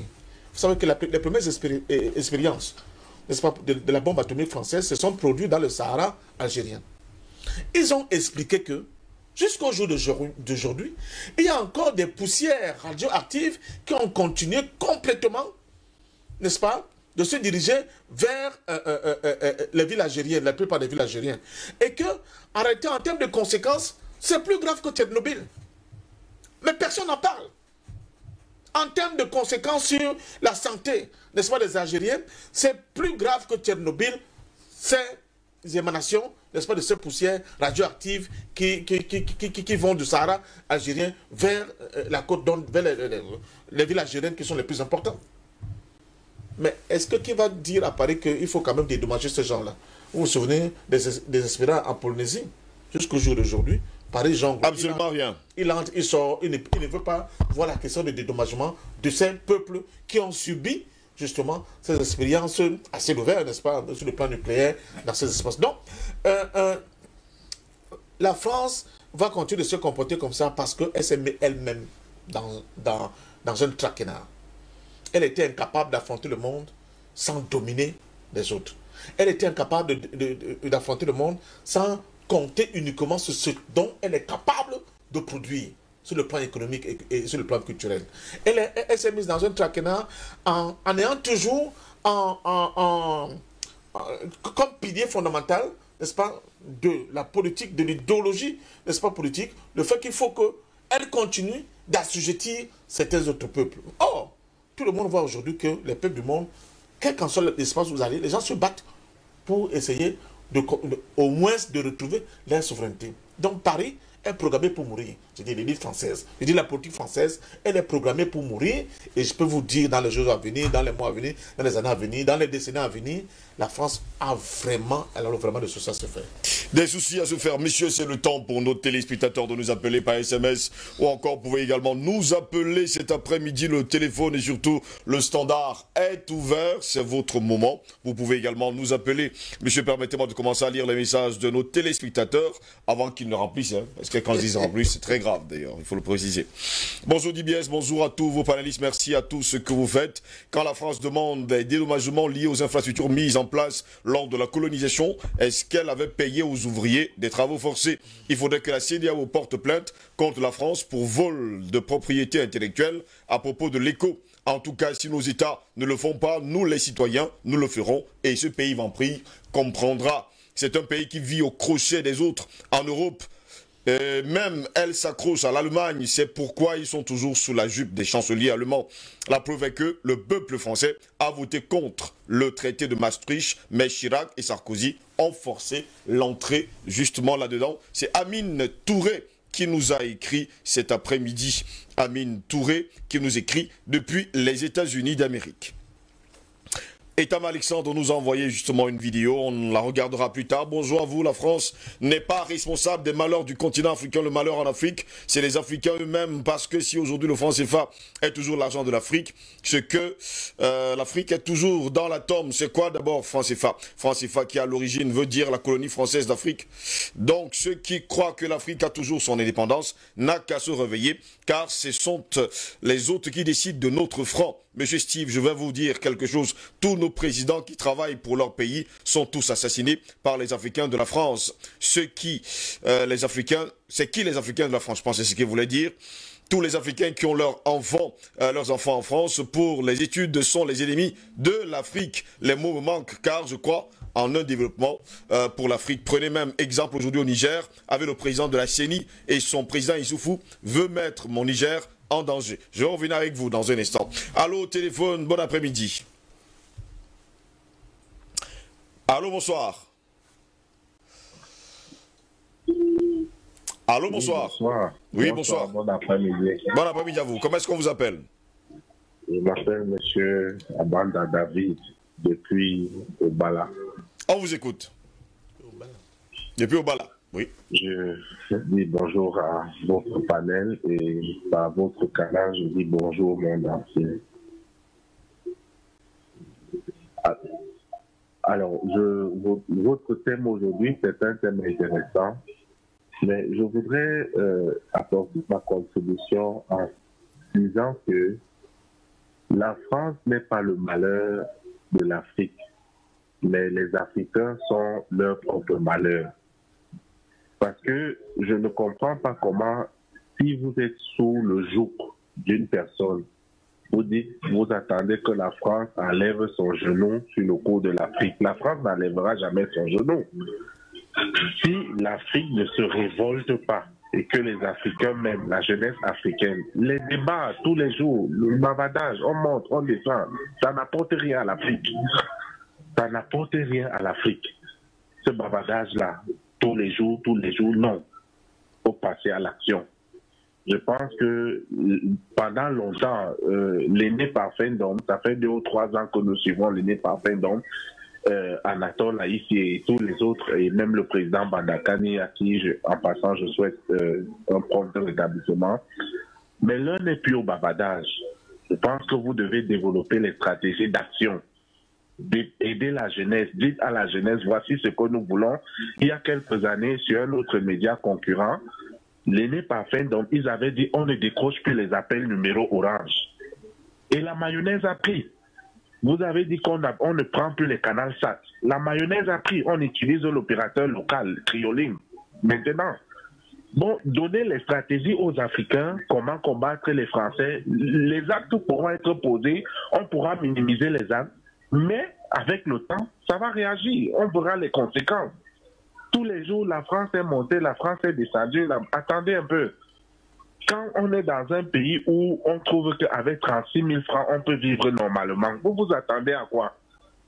Développer les stratégies, dites à la jeunesse africaine, de N'Djamena au Sénégal, en passant par la Côte d'Ivoire jusqu'en Afrique du Sud, au Cape Town. Dites-nous ce qu'il faut faire pour agir. Le bavardage l'a arrêté ça. Ils n'enlèveront jamais les genoux sur notre cou. Merci et bonne journée. Bonjour monsieur Abanda, à vous également hein, depuis Obala. Quand on parle de chercher des stratégies, je pense que vous également vous êtes concernés. Nous avons justement l'opportunité de vous parler, de vous dire voici ce qu'il en est. Et nous le faisons, je pense, très bien. Toujours au téléphone, ça sonne. Allô, bon après-midi. Allô, bon après-midi. Allô, bonsoir. On a quelques petits problèmes avec cet appelant. Allô, bonsoir. Je pense que l'appelant, soit il dort, soit il ne nous comprend pas de l'autre côté, avec le problème de connexion actuellement. Toujours au téléphone, on prend quelqu'un d'autre. Allô, bonsoir. Allô, bonsoir. Pourtant, tout à l'heure, ça passait super bien avec le premier appelant. Là, on a dit un... Allô, bonsoir. Oui, bonsoir, monsieur. Comment est-ce qu'on vous appelle? Je suis à Tanganago de Flora. Je vous appelle depuis Douala. On vous écoute. Bon, je voudrais vous dire, souhaiter d'ailleurs déjà prompt rétablissement au président Bandakani et proposer que les Africains se réunissent pour porter plainte et demander aux Français de remettre les biens mal acquis. Les Africains leur demandent de remettre leurs biens parce que tout ce qu'ils ont acquis en Afrique sont des biens mal acquis. Qui nous les remettent? Donc je souhaite qu'on crée un forum à cet effet. Je vous en prie. Merci beaucoup. On va y penser, hein. On va y penser. Bon après-midi à vous également. Hein. Pour lui, en tout cas, il faudrait que la France remette tout ce qu'elle a volé sur le continent africain. Parce que pour lui, en tout cas, jusqu'à preuve de contraire, ce sont les biens mal acquis. Toujours au téléphone, ça sonne. Allô, bon après-midi. Allô, bon après-midi. Bon après-midi à vous, bonsoir. Bonsoir, comment est-ce qu'on vous appelle? Moi, je m'appelle Patrick Jacques depuis Yaoundé. On vous écoute depuis Yaoundé. Oui, ce que j'avais à dire pour participer à l'émission, c'est que arrêtons d'accuser la France. Arrêtons vraiment d'accuser la France parce que nous devons d'abord nous gérer ici nous-mêmes en Afrique bien. Avant de voir ce que la France a fait par le passé, avant de voir comment combattre le franc CFA. Ce n'est pas la France qui viendra dire dans ton pays de faire la corruption ou le favoritisme. Ce n'est pas la France qui vient dire ça. Tout ce que la France vient faire dans le pays, c'est d'injecter la corruption et s'en aller. Elle sait qu'avec cette corruption, vous allez vous entretuer. Et elles vont porter leur richesse. Donc c'est tout ce que j'avais à dire. Merci. Merci également à vous. Toujours au téléphone, hein, ils sont nombreux d'ailleurs à nous appeler. Bon, on vous comprend parfaitement, chacun son opinion, parfait par Dôme. Ne vous inquiétez pas, tout le monde a le droit de parler. Au téléphone, bonsoir. Bonsoir. Bonsoir, comment est-ce qu'on vous appelle? Mathieu depuis Yaoundé. Mathieu depuis Yaoundé, on vous écoute. Mathieu depuis Yaoundé est parti. On espère qu'il va revenir. Bonsoir Steve et le plateau feu vert. La France, c'est que sa survie, elle dépend de l'Afrique. Les Africains doivent avoir des institutions fortes et des grands hommes pour combattre leur système et les porte-plaintes et les juges. C'est nos enfants qui feront ce travail que nous avons commencé aujourd'hui. Respect sur le plateau. C'est Edo qui nous écrit depuis Chicago, aux États-Unis. Le standard reste et demeure ouvert. Vous pourrez justement nous appeler. Nous sommes à votre disposition. Bonsoir, M. Ngos, à votre équipe et à vos invités fiers panafricanistes qui font tout pour l'éveil des consciences du peuple africain et du monde.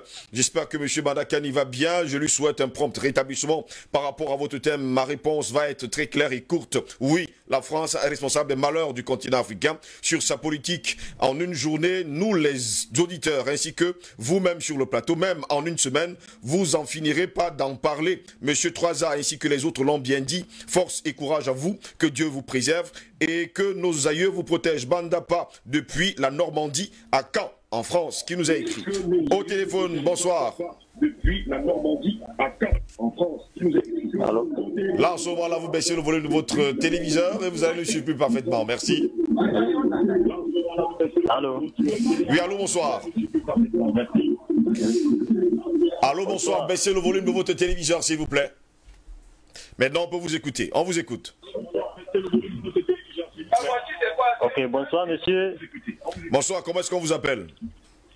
Ça va bien, je m'appelle Mohamed Bouba. Vous nous appelez d'où? Oui, depuis Yaoundé. Depuis Yaoundé, on vous écoute. Pas mal Yaoundé aujourd'hui, quand même.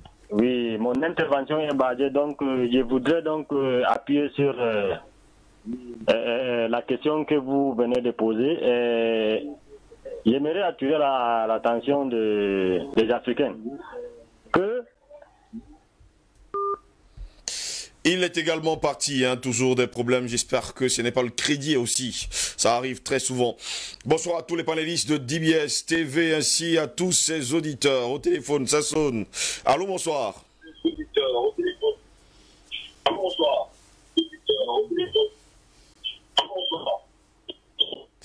Baissez le volume de votre télévision, vous pouvez nous avoir facilement. Allô? Allô, bonsoir.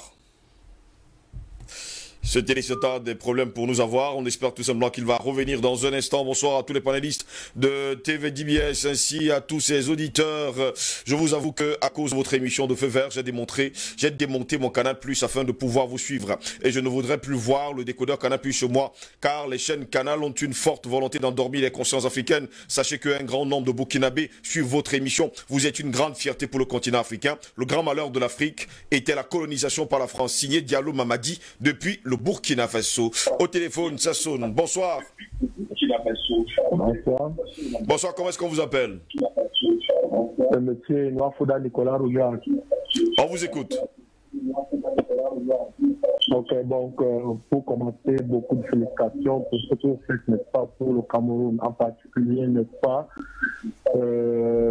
nous jeunes, par rapport à la sensibilisation qu'on est en train de faire pour le bien-être, n'est-ce pas, des Camerounais. On vous écoute. Ok, d'accord. En ce qui concerne, n'est-ce pas, le problème camerounais, il y a lieu tout d'abord, avant, n'est-ce pas, d'accuser la France, de pouvoir, n'est-ce pas, étudier le comportement de nos compatriotes. Parce qu'au-delà de tout, la valeur africaine réside au-delà de tout, n'est-ce pas, dans nos comportements. Et en ce qui me concerne, il est assez important que nous, les Camerounais, puissions changer de comportement. Parce que le développement de l'Afrique, au-delà de tout, est, n'est pas, la responsabilité première pour les Camerounais.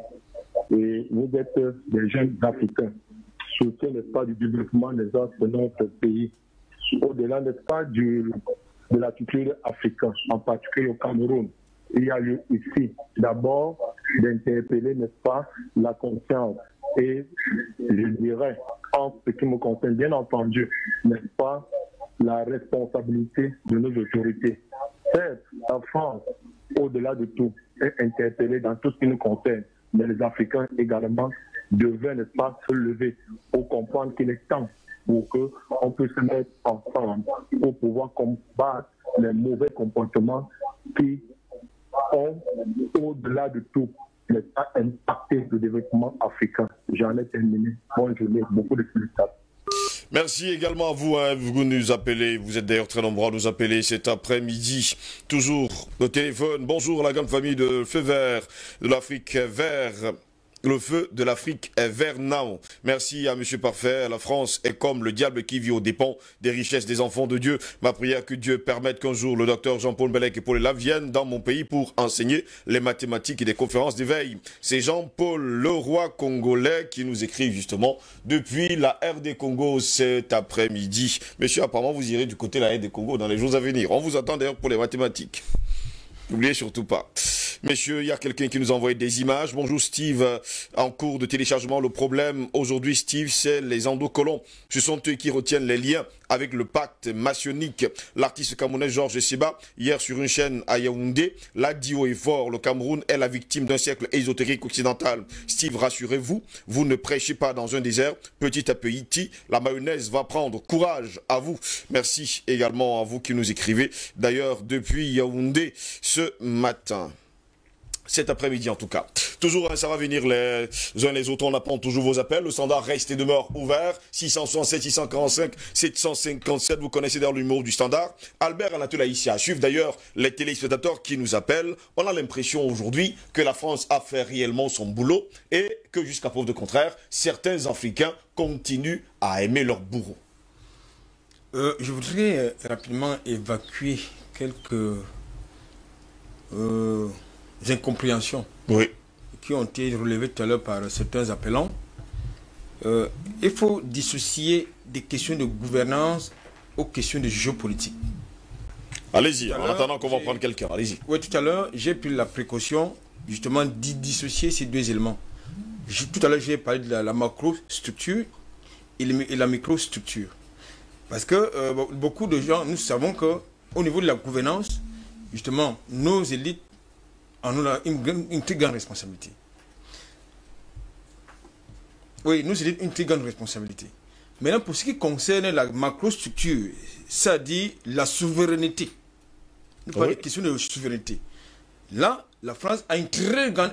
D'abord, elle est responsable entièrement, elle est entièrement responsable. Lorsqu'il s'agit des questions de souveraineté, elle est entièrement responsable. Oui. Lorsqu'il n'y a pas de souveraineté, je parle de la souveraineté politique, économique, culturelle. La preuve, c'est qu'ils ont... Il faut passer... Tout à l'heure, vous avez soulevé un élément important. C'est-à-dire que pour justement remettre nous restituer notre patrimoine culturel, il va falloir que le Sénat ou l'Assemblée nationale française se prononce en faveur. Ce qui, à mon sens, c'est que ça viole notre souveraineté.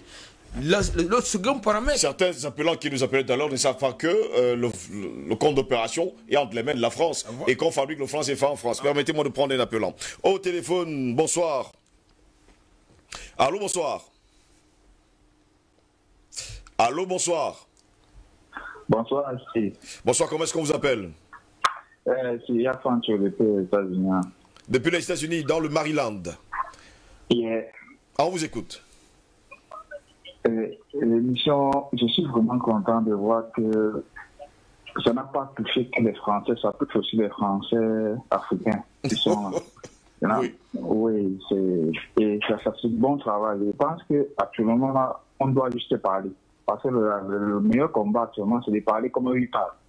Ils nous ont tellement longtemps inondés avec leur chaîne et puis nous montrent qu'ils savent mieux parler. Maintenant, nous aussi, je pense que parler, c'est la seule et la meilleure arme que nous avons actuellement. Et l'utiliser sur nous jusqu'à ce que les propres Africains se sentent blessés par le fait qu'on est en train de parler de la France. Ça prouve qu'on est en train d'avancer sur le bon chemin. Et si ça parvient à être poussé au point où assez conscientisé, là, on atteint le sommet. Mais s'il y a tout le panel, et ne vous découragez pas, n'écoutez pas quelques-uns qui pensent que non, c'est un travail sur leur conscience. Et je pense qu'ils vont prendre mieux conscience la prochaine fois lorsqu'ils vont comprendre le réel sens de notre combat. Si on chasse le loup de la maison, je pense qu'on pourra mieux s'entendre entre nous. Merci, bonne continuation. Merci à vous également qui nous regardez depuis les États-Unis. Là, on nous appelait depuis le Maryland, précisément aux États-Unis d'Amérique. Albert Anatole, ici, vous étiez dans votre lancée. La macrostructure pose la problématique de la souveraineté. Oui. C'est ce qu'il faut que les téléspectateurs qui nous font de reproche de ne pas s'attaquer à nos endocolons. Ils sont francophones, ils sont africano-français. Là, nous ne sommes pas en train de soulever les questions de gouvernance. Non, il ne s'agit pas de ça. nous soulevons des questions de souveraineté de nos États. Et sauf que la souveraineté de nos États est entre les mains de notre État, qui utilise, n'est-ce pas, ces relais parlementaires, c'est-à-dire le Sénat ou l'Assemblée nationale, pour régler les questions qui ne concernent pas cet État. Vous l'avez soulevé tout à l'heure dans votre chapeau. Oui. Donc, ce qui annonce ça, donc, c'est une question majeure et centrale. Le deuxième aspect. Au téléphone, ça sonne. Allô, bonsoir. Allô, bonsoir. Prière, vous qui nous appelez, de baisser le volume de votre téléviseur, vous nous aurez simplement et plus facilement, et on aura justement une belle écoute, comme ça on va s'entendre. Oui, Albert Anatole. Maintenant, quand j'ai évacué cela, oui. Là je voudrais revenir sur votre question pour indiquer que, écoutez, je pense qu'aujourd'hui, nous avons, s'il n'y a pas cette, j'allais dire, cette intégration continentale, nous aurons encore beaucoup de chemin à faire. Et ça se perçoit dans les différentes interventions de nos téléspectateurs, oui.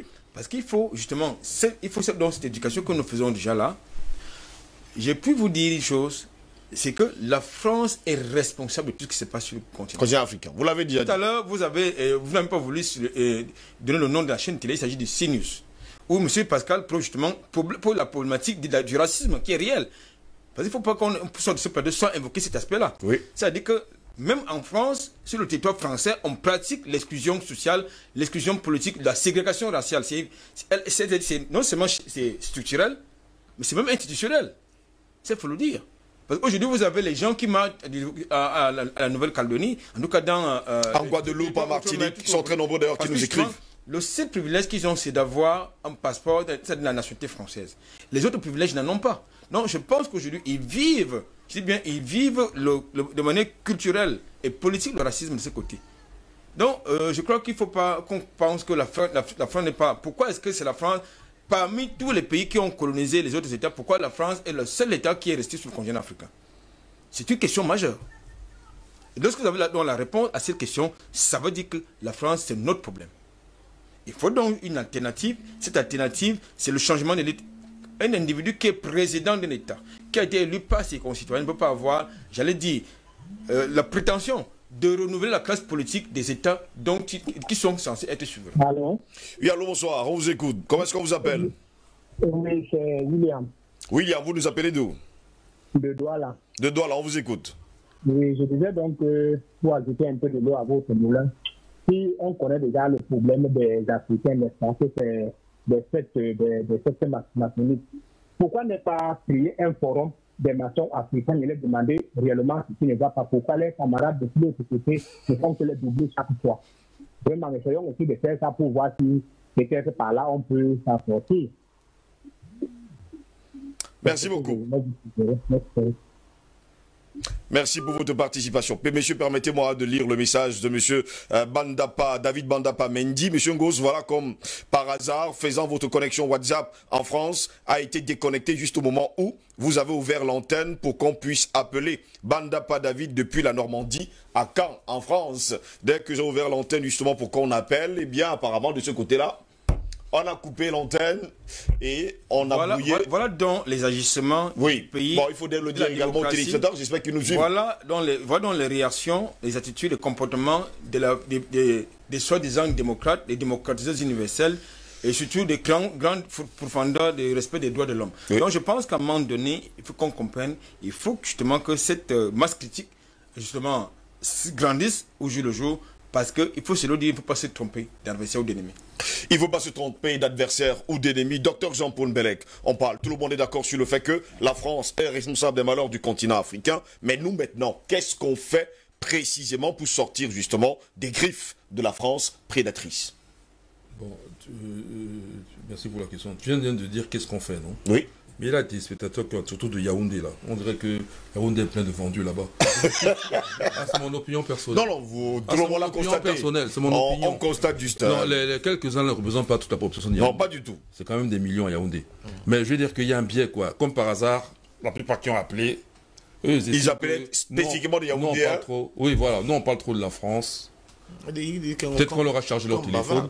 Oui, on bavarde. Voilà, alors que tu me parles des faits, d'action. Oui. Voilà. Moi, je parle de faits, je parle d'action. Non, peut-être on est sur le plateau, on en parle. Peut-être que quelqu'un a chargé leur téléphone et leur dit bon, tu vois. Allez dire que bon, voilà, et puis, il gardait le reste du crédit. Mais c'est bizarre, c'est quand même la capitale Yaoundé. Faut pas exagérer. Il ne perd rien pour attendre. Pourquoi est-ce qu'on est pressé depuis les millénaires que nous sommes là, hein, 400 ans d'esclavage, suivi de la colonisation, néocolonialisme, on est pressé? Non, pas du tout. Même si nous on meurt, en tout cas moi, je sais qu'il y en a qui continuent le combat. Le combat va continuer. Mais on va le gagner, ça c'est la certitude. On va le gagner. Et ceux, les endocolons là, et les petits serviteurs à qui on charge le téléphone. Et bien sûr, les gouvernants français eux-mêmes et puis l'Occident en général. Ils vont payer cher. Mais je vous dis qu'ils n'auront même plus de quoi vivre. Tellement ils vont payer cher. Mais j'aimerais d'abord aligner quelques chiffres avant de répondre à la question. D'abord, parce qu'il y a un détail sur lequel je ne suis pas tout à fait d'accord avec Parfendo. Tout à l'heure, je disais que, bon, peut-être, mais là, je crois c'est clairement, on n'est pas d'accord. Parce que lui, il n'arrête pas d'enfoncer le clou. Donc moi aussi, je vais enfoncer le clou. Mais j'ai l'impression qu'il n'est pas conscient de ça. Hein. Peut-être c'est un atavisme, je ne sais pas. Mais moi, je vais quand même le souligner. Les chiffres, les États, je parle comme Parfendo, sous domination française, en Afrique, Union africaine, d'accord? C'est juste un quart des États. Donc même s'il y avait une emprise française comme quoi, et les 3 quarts là, ils font quoi? Puisque les autres là, il y a des vendus, il y a des hommes liches, et les 3 quarts là-bas, là, pourquoi ils ne viennent pas au secours du quart? 3 quarts, c'est 3 fois plus que le quart. Oui, oui, c'est pas tout. En termes de population, non, d'abord en termes de superficie. La superficie des États sur lesquels la France agit à travers le français, enfin en particulier, mais ce n'est que le 5e de la superficie du continent africain. 30 millions de kilomètres carrés, ce n'est que le 5e. UEMOA et SEMA confondus, et plus le Comore, ça fait à peine 6,5 millions de kilomètres carrés, à comparer à 30 millions. Donc la France n'occupe pas tout le terrain, si c'était ça. Pourtant, nous parlons de l'Afrique. C'est-à-dire qu'on a l'impression que cette partie de l'Afrique a une incidence et freine le reste de l'Afrique, qui pourtant, en termes de population, c'est pire. La population de la CEMAC, c'est 51 millions d'habitants. L'UEMOA, ça fait 120 millions d'habitants. La Somme, 111 millions d'habitants. Sur maintenant environ 1,4 milliard. 1,4 milliard. Ça fait combien? Ça fait 1/8 de la population. Ça pèse pas grand-chose si c'était ça. Comment ça se fait que le 8e plombe l'ensemble? Il y a un problème. Oui, le problème est le suivant. Donc, maintenant, je donne... C'est-à-dire qu'à force que ça revienne, j'ai l'impression qu'il y a une différence de ton. Pas d'opinion ou d'idée, hein. Je crois qu'on est dans le même combat. Oui. Mais de ton. La France, c'est zéro. Je n'ai pas cité Paul est là, parce que je pense que lui, il a plutôt tendance à aller dans... Même s'il ne le dit pas comme moi, je le dis, on peut suivre, que quelque part, on peut se rejoindre là-bas. Je parle de choses dites explicitement, pas implicitement. C'est-à-dire que ce n'est pas des sous-entendus implicites, oui, mais c'est dit clairement, explicite. Voilà. La France ne représente rien dans le monde occidental en termes de gouvernance, puisque, donc tu es en contradiction avec toi-même. Tu l'as dit, où est la place de Gaulle dans la photo, là? Absolument pas. C'est toi qui as dit ça, si je ne me trompe pas, à moins que je dorme. Alors, tu es en contradiction. Pourquoi tu continues après à dire que la France joue quelque chose et il y a des gens... Non. D'ailleurs, dans les pays anglo-saxons qu'on veut dédonner rapidement, comme quoi ils n'ont jamais quitté le continent, en fait, c'est que la France est tellement faible et dominée par ces 13 familles qui tiennent les gouvernements français par les couilles quand il s'agit des hommes et par le... Je ne vais pas citer, quand il s'agit des femmes, que la France est celui qui continue à montrer de façon explicite son rôle colonial. Les autres, ils le montrent, mais c'est implicite, un peu comme l'indirect rule à l'époque coloniale pour les Anglais. Oui. C'est que la France est tellement faible qu'ils ne savent pas faire la nuance. Ils ne savent pas, les autres savent. Donc quand tu dis qu'on n'a pas tué un tel, Kenyatta, on n'a pas tué... Oui, ils sont plus fins. Les Français n'ont même pas cette capacité. Ici, quand même, l'a souligné. Ils sont grossiers. Tellement ils sont dominés eux-mêmes. C'est juste la grossièreté. Donc eux, ils tuent, voilà.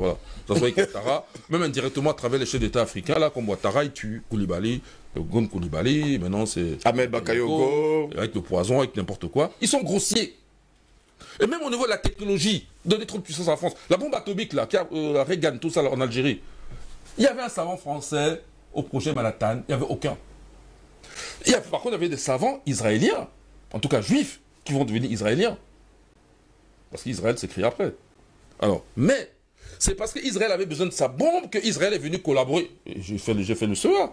Qu'Israël est venu collaborer avec la France pour avoir sa bombe. C'était juste, et c'est comme ça que les Français aussi ont leur bombe. C'est à travers Israël qui voulait sa bombe. C'est tout. Parce que les autres pays ne leur permettaient pas. Mais ils ont trouvé, comme la France est le pays qui est le plus dominé, ils sont passés par la France pour avoir leur bombe. Même les avions, tout ça, Dassault, lui-même est d'ascendance juive. Serge Dassault, c'est pas son vrai nom, Dassault. C'est un nom qui sont donnés. Tout à l'heure, je parlais de Rothschild. Oui, c'est pareil, c'est un nom qui s'est donné. C'est Georges Mandel. Il s'est donné le nom de Georges Mandel. Allô, au téléphone. Ok. Oui, allô. Bonsoir, comment est-ce qu'on vous appelle? Donc, monsieur Éloi Fouda, je reviens. Et nous, à Fouda, on vous écoute. Donc, en fait, tout ce que je peux dire par rapport, n'est-ce pas, au débat, n'est-ce pas, de ce dimanche, c'est tout d'abord pour vous féliciter, ensemble avec tous vos panélistes, beaucoup de courage, parce que ce que vous faites pour l'Afrique, et je vous dis aujourd'hui, c'est un combat que beaucoup n'oublieront jamais. Par rapport au fait, donc, puisse vous déconnecter de l'autre côté, que cela ne vous décourage pas, parce que vous avez le devoir, vous les journalistes, de nous informer.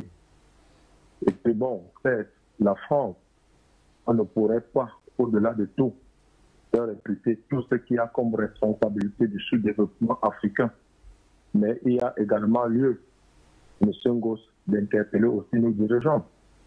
Pourquoi? Parce que c'est à travers le peuple qu'ils ont pas le mandat de nous représenter. Mais il y a moi beaucoup de courage. Et surtout, comme je le disais dès le début, parce que le combat, vous devez, n'est-ce pas, accompagner nos dirigeants au-delà de tout ce que vous avez comme difficulté. Parce que vraiment, l'Afrique, à travers vous, devra se relever. Et je sais que le combat n'est pas facile. Il faudrait que vous puissiez le comprendre. Et vraiment, je ne pourrais que vous féliciter. Bon dimanche. Bon dimanche. Bon dimanche à vous également, M. Eno Afouda. Plaisir de vous retrouver prochainement. Hein. Allons-y, hein, Dr Jean-Paul Mbellet. Oui, alors donc je vais venir directement à la question, c'est-à-dire qu'est-ce qu'il faut faire? Qu'est-ce qu'il faut faire maintenant? Oui. Voilà. En fait, on le fait déjà, parce que la première chose, d'abord, ceux qui disent qu'on ne fait que parler. Mais avant, s'il n'y avait pas eu DBS, s'il n'y avait pas eu d'autres chaînes, il y a des chaînes sœurs qui se ressemblent là, je ne vais pas citer les noms parce que vous n'allez pas me le permettre, mais toutes les autres chaînes, ils sont en plusieurs là, en tout cas ici au Cameroun, n'est-ce pas? Eh bien, s'il n'y avait pas ces chaînes, déjà, les personnes qui partent dans leur frustration à la maison, mais c'est parce qu'il y a chez chaîne 1, la frustration baisse, et deuxièmement, même les chefs d'État écoutent ce qu'on dit, donc on les influence.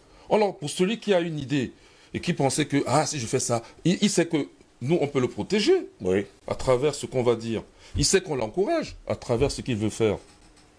On est d'accord? On est d'accord. De toute façon, chez les humains, il n'y a aucune action sans plan. Même dans la cosmogonie égyptienne, qui, elle, est les mathématiques. Ok? Ré, le démiurge, celui qui crée mais n'est pas créé, lui-même, il dit qu'il a eu un plan. Avant qu'il commence à créer, il a d'abord vu un plan s'est présenté devant lui. Et il a commencé à l'exécuter avec le principe de la transformation qu'on appelle le Kepler. Il a transformé déjà son environnement, d'où il est sorti lui-même, le non. Voilà, mais il a d'abord vu un plan. Et puis, même pour ceux qui sont des religieux de la Bible, hein, voilà, je pense que le bon Dieu là, de la Bible a quand même vu quelque chose et il a vu que c'était bon, il a fait. La lumière est bonne, il continue. Vous n'avez pas de plan, vous allez lutter comme ça. Vous allez dans quelle direction d'abord? Comment vous allez coordonner vos luttes? Les médias vont aider à coordonner les luttes. Parce que là, on parle aujourd'hui. En tout cas, moi, dans mon domaine, hein, vous n'avez même pas encore utilisé le millième de ce dont moi je suis capable.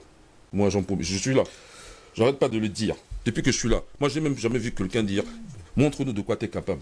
Vous n'avez même pas utilisé le millième de ce dont je suis capable. Et je ne suis pas le seul. Donc, on n'a même pas encore utilisé le millième de ce dont... Je ne parle que du Cameroun. Les Camerounais sont capables. Pour transformer ce pays, avant même de dire qu'est-ce qu'on peut faire.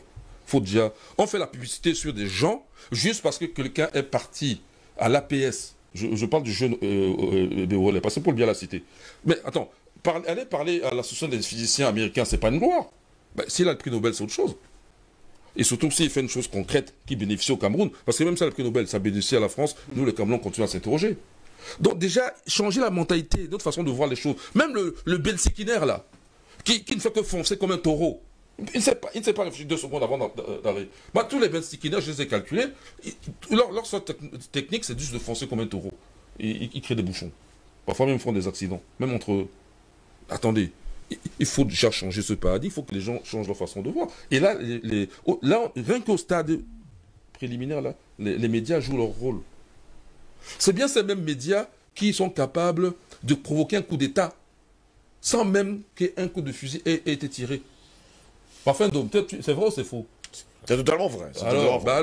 Non, ça veut dire quoi? Et les gens qui appellent facilement là, il faut qu'ils sachent que ceux qui prennent la peine de venir ici au plateau, bon, en tout cas la plupart, ils ont quand même mûri leur réflexion avant, ils sont informés. Avant de venir. Voilà. Et pour eux là, c'est comme du feu.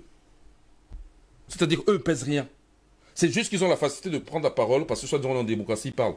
Mais en réalité, au niveau du combat, de la lutte, ils ne pèsent pas grand-chose. Et ils devraient eux-mêmes commencer à comprendre que, quand ils posent la question que vous faites, qu'est-ce qu'eux-mêmes ils font? Donc moi, Jean-Paul Bellec, je dis ceci. Si on sollicite mes compétences, moi, si j'étais le ministre de l'enseignement supérieur ou de la recherche, je parle de Famenne Ndongo, je parle... Madeleine Tuente, on vous comprend, oui. À mon avis, ils ne font rien. On est d'accord? Si moi j'étais ministre soit de la recherche, j'aurais déjà transformé à mon niveau ce pays. Et même, je ne demanderais même pas les moyens. En tout cas, un fonctionnement minimum. Si ces personnes ne sont pas tuées par des autocollants aussi. Cet argent, je sais où je peux le récupérer, même au niveau pour faire les travaux pratiques. Ok? Les expériences, je veux dire. D'accord? Même au niveau de mes propres connaissances déjà. Donc je dis que l'action, on peut parler 10 000 fois. Moi, je peux agir dans mon coin. J'ai Afri-Science, non? J'ai rien fait. Paul est là, il vient à Afri-Science avec African Revival. Hein, on a déjà fait 2 séances là-bas. Oui. Ça, c'est rien. Ok. Maintenant, j'attends toujours jusqu'à aujourd'hui. Ces gens-là, ils ont besoin de cours de mathématiques. J'ai quelques élèves. Mais ce n'est pas suffisant pour faire une révolution mentale. Avant qu'est-ce que... Qu'elle ne soit moi, la révolution physique, non, même pas. Je n'y crois pas aux révolutions physiques. Parce que statistiquement, la plupart ont échoué. Une seule révolution a réussi.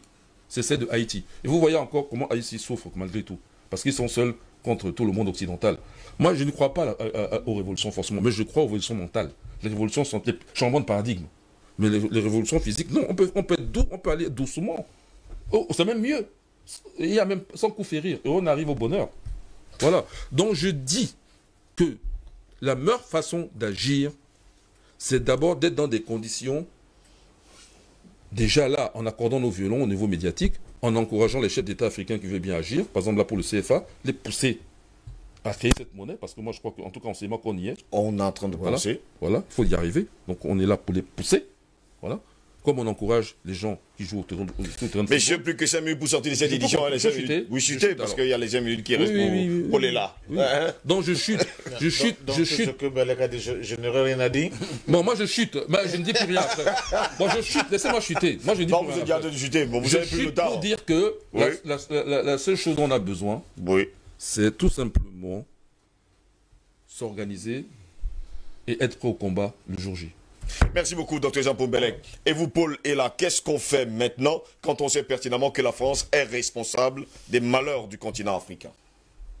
Ce qu'on fait, c'est qu'on rappelle à ceux qui nous écoutent que nous ne sommes pas tombés du ciel et que nous ne sommes pas la panacée pour résoudre les problèmes que eux, ils gardent dans leurs esprits de façon virtuelle et qu'ils sont partie prenante, ils doivent être partie prenante du combat.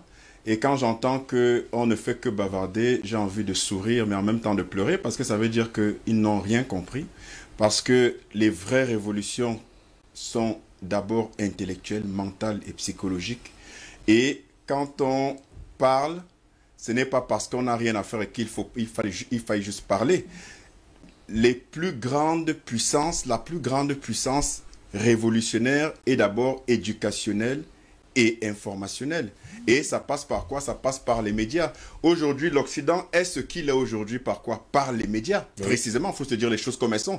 Parce que quand on a des gens qui déversent leur venin haineux et raciste comme les Zemmour et tout le reste qui racontent des tas de balivernes et que le monde entier écoute justement ceux qui nous appellent et ont toutes ces chaînes Canal+ et considèrent que c'est ces chaînes-là qui sont la voie royale de la connaissance parfaite et qui nous disent que nous, en nous positionnant comme un contrepoids justement de cette pollution morale et psychologique qu'on ne fait que bavarder, c'est très dommage pour l'Afrique. C'est vraiment dommage pour l'Afrique. Et ça fait que mon cœur saigne, parce qu'en réalité, on ne fait pas ce qu'on fait pour nous, mais on le fait justement pour conscientiser, pour sensibiliser. Et si on n'atteint pas la masse critique de personnes qui comprennent justement la manipulation qui est derrière et le rôle trouble des puissances et forces extérieures, alors c'est qu'ils n'ont rien compris. Et il faut bien que ceux qui sont lucides et ceux qui sont en voie de comprendre ce qu'on est en train de faire et la portée, l'importance du combat qu'on fait, qu'ils comprennent que ce que nous faisons là maintenant est capital pour faire changer les mentalités, changer de paradigme et pour exposer les plans macabres et machiavéliques que fomentent justement les puissances internationales à la solde de la finance internationale. Et il faut comprendre que quand on dit arrêtez de parler, il faut agir. J'ai envie de sourire. Mais parler, c'est agir. Parler, Steve Ngos, c'est agir. Parler, c'est stratégique. Parler, c'est échafauder des plans. Et maintenant, quand on nous dit vous vous attaquez seulement à la France et à l'Occident et pas à vos dirigeants, mais ça veut dire qu'ils ne nous suivent pas, qu'ils ne nous écoutent pas, ou alors qu'ils font preuve d'amnésie sélective. Et ça fait s'interroger sur leurs réactions. Donc, constamment, on tire ici sur nos dirigeants quand il le faut, mais il faut bien qu'il y ait des thématiques bien précises et qu'on se concentre sur les thématiques. Et donc, qu'ils arrêtent de divaguer dans leur façon de parler et dans leur façon de nous écouter. Et avec des gens comme ça, mais l'Afrique en réalité a encore du chemin à faire. Donc, tant mieux pour ceux qui comprennent le combat qu'on est en train de mener. Il est un combat de sensibilisation, de contrepoids à la déferlante médiatique de pollution qui se fait depuis l'Occident. Et nous, on est là pour donner un autre son de cloche, et tant mieux pour ceux qui nous comprennent. Je termine en disant que on n'a pas besoin d'attendre que la France pose des actes pour qu'on se délivre. Ça, ce n'est pas eux qui nous apprennent ça, on le sait très bien. Mais on fait un travail d'exposition, comme je l'ai dit. Et quand vous prenez, parce qu'on demande si la France est la cause de tous les malheurs de l'Afrique, mais oui, et ce n'est pas de la victimisation. Quand on nous dit vous bavardez, vous faites de la victimisation. Mais attendez, on expose et après on agit. Et rien ne leur dit et ils ne savent pas ce qu'on est en train de faire. N'oubliez surtout pas également qu'il y a des endocolons et les fils d'endocolons qui sont avec nous, qui marchent avec nous, qui nous ont infiltrés et qui à la limite travaillent toujours pour cette même France. Absolument, ils ne nous freineront pas dans notre élan. Et donc, pour terminer, vous avez les 10 pays les plus prospères du classement Banque mondiale, c'est des chiffres officiels. Vous n'avez aucun pays de la zone CFA, aucun pays francophone, en tout cas aucun pays de la zone CFA. Ça veut dire que le franc CFA est un boulet. Et quand vous prenez, et là je termine, prenons un cas pour montrer que c'est palpable et que c'est factuel. Oui. Prenons le cas de Camer, qui est aujourd'hui Camerco. Tout le monde se plaint, la Camerco, pourquoi on change de DG, je ne sais pas, on est peut-être à 8 DG en quelques années, ou 10, je ne sais plus. Mais le problème de la Camer, et ça c'est un exemple qui est révélateur de toutes les autres sociétés camerounaises, enfin une bonne partie, et africaines, c'est le CFA. Mais je vous les démontre en 30 secondes. Toutes les transactions sur le plan international, achat de carburant, maintenance des appareils, achat des pièces détachées et toutes les autres transactions que Camerco fait pour maintenir sa flotte en activité se font en dollars. Mais l'activité de Camerco, les paiements des clients se font en quoi? En francs CFA. Ça veut dire qu'il y a un décalage, un différentiel pour passer du franc CFA au dollar, puisque l'essentiel de nos réserves de change sont maintenues par le Trésor public français. Et vous allez vous rendre compte que quand on a besoin d'une pièce, des avions vont rester cloués. Merci, parce que justement, on n'a pas les devises nécessaires pour pouvoir acheter. Et on va passer par la BEAC qui a des process encore longs. Et donc voilà une réalité qui montre que nos économies sont en fait mal du fait justement de l'impérialisme monétaire. Merci beaucoup. Il y a Patient Bafin qui voulait dire quelque chose avant de terminer. Le temps nous est parti. Allez-y quand même. Oui, mais ne pas le dire, ça va être quand même un peu désagréable. Non. Je dis que la Bible dit pour les chrétiens, au commencement était la parole. Donc il ne faut pas non plus négliger le poids de la parole. Tout à l'heure, il a dit, je crois, Mbalek aussi, l'éducation c'est quelque chose de très important. Et c'est comme Koumakri disait, la théorie et la pratique, c'est comme les deux ailes de même oiseau. Si vous coupez une aile, l'oiseau ne peut pas voler. Troisièmement, nous ne faisons pas que parler. Nous agissons. La preuve, Mbelek a donné son exemple, et il a donné son exemple. Nous sommes dans cette bagarre depuis très très longtemps. Troisièmement, la question de la contradiction première et la contradiction secondaire, nous l'avons longtemps expliqué ici. Et moi, en premier, pour dire que oui, la contradiction première dans cette guerre que nous menons pour la conquête de notre souveraineté, c'est la France. Mais la contradiction secondaire, ce sont les hommes riches qui sont à la tête de nos États, qui sont au service de la France et qui protègent leurs intérêts. Ça, ici, ils le savent. Maintenant, pour le docteur Mbelek, je parlerai sur le contrôle de l'art. Ce sont les politiciens camerounais qui me le disent, sauf que moi, je n'aime pas parler sur le contrôle de qui que ce soit. Quand même la notion de la minorité de blocage en économie, dans certains montages un peu partout. Par exemple, pour moi, ce que Macron a fait avec Ouattara pour bloquer l'essor économique de l'Afrique de l'Ouest, la France, minime soit-elle, les pays francophones, minime soit-il, ils ont constitué ce que j'appelle une minorité de blocage et qui est, est dommageable pour l'ensemble de notre continent.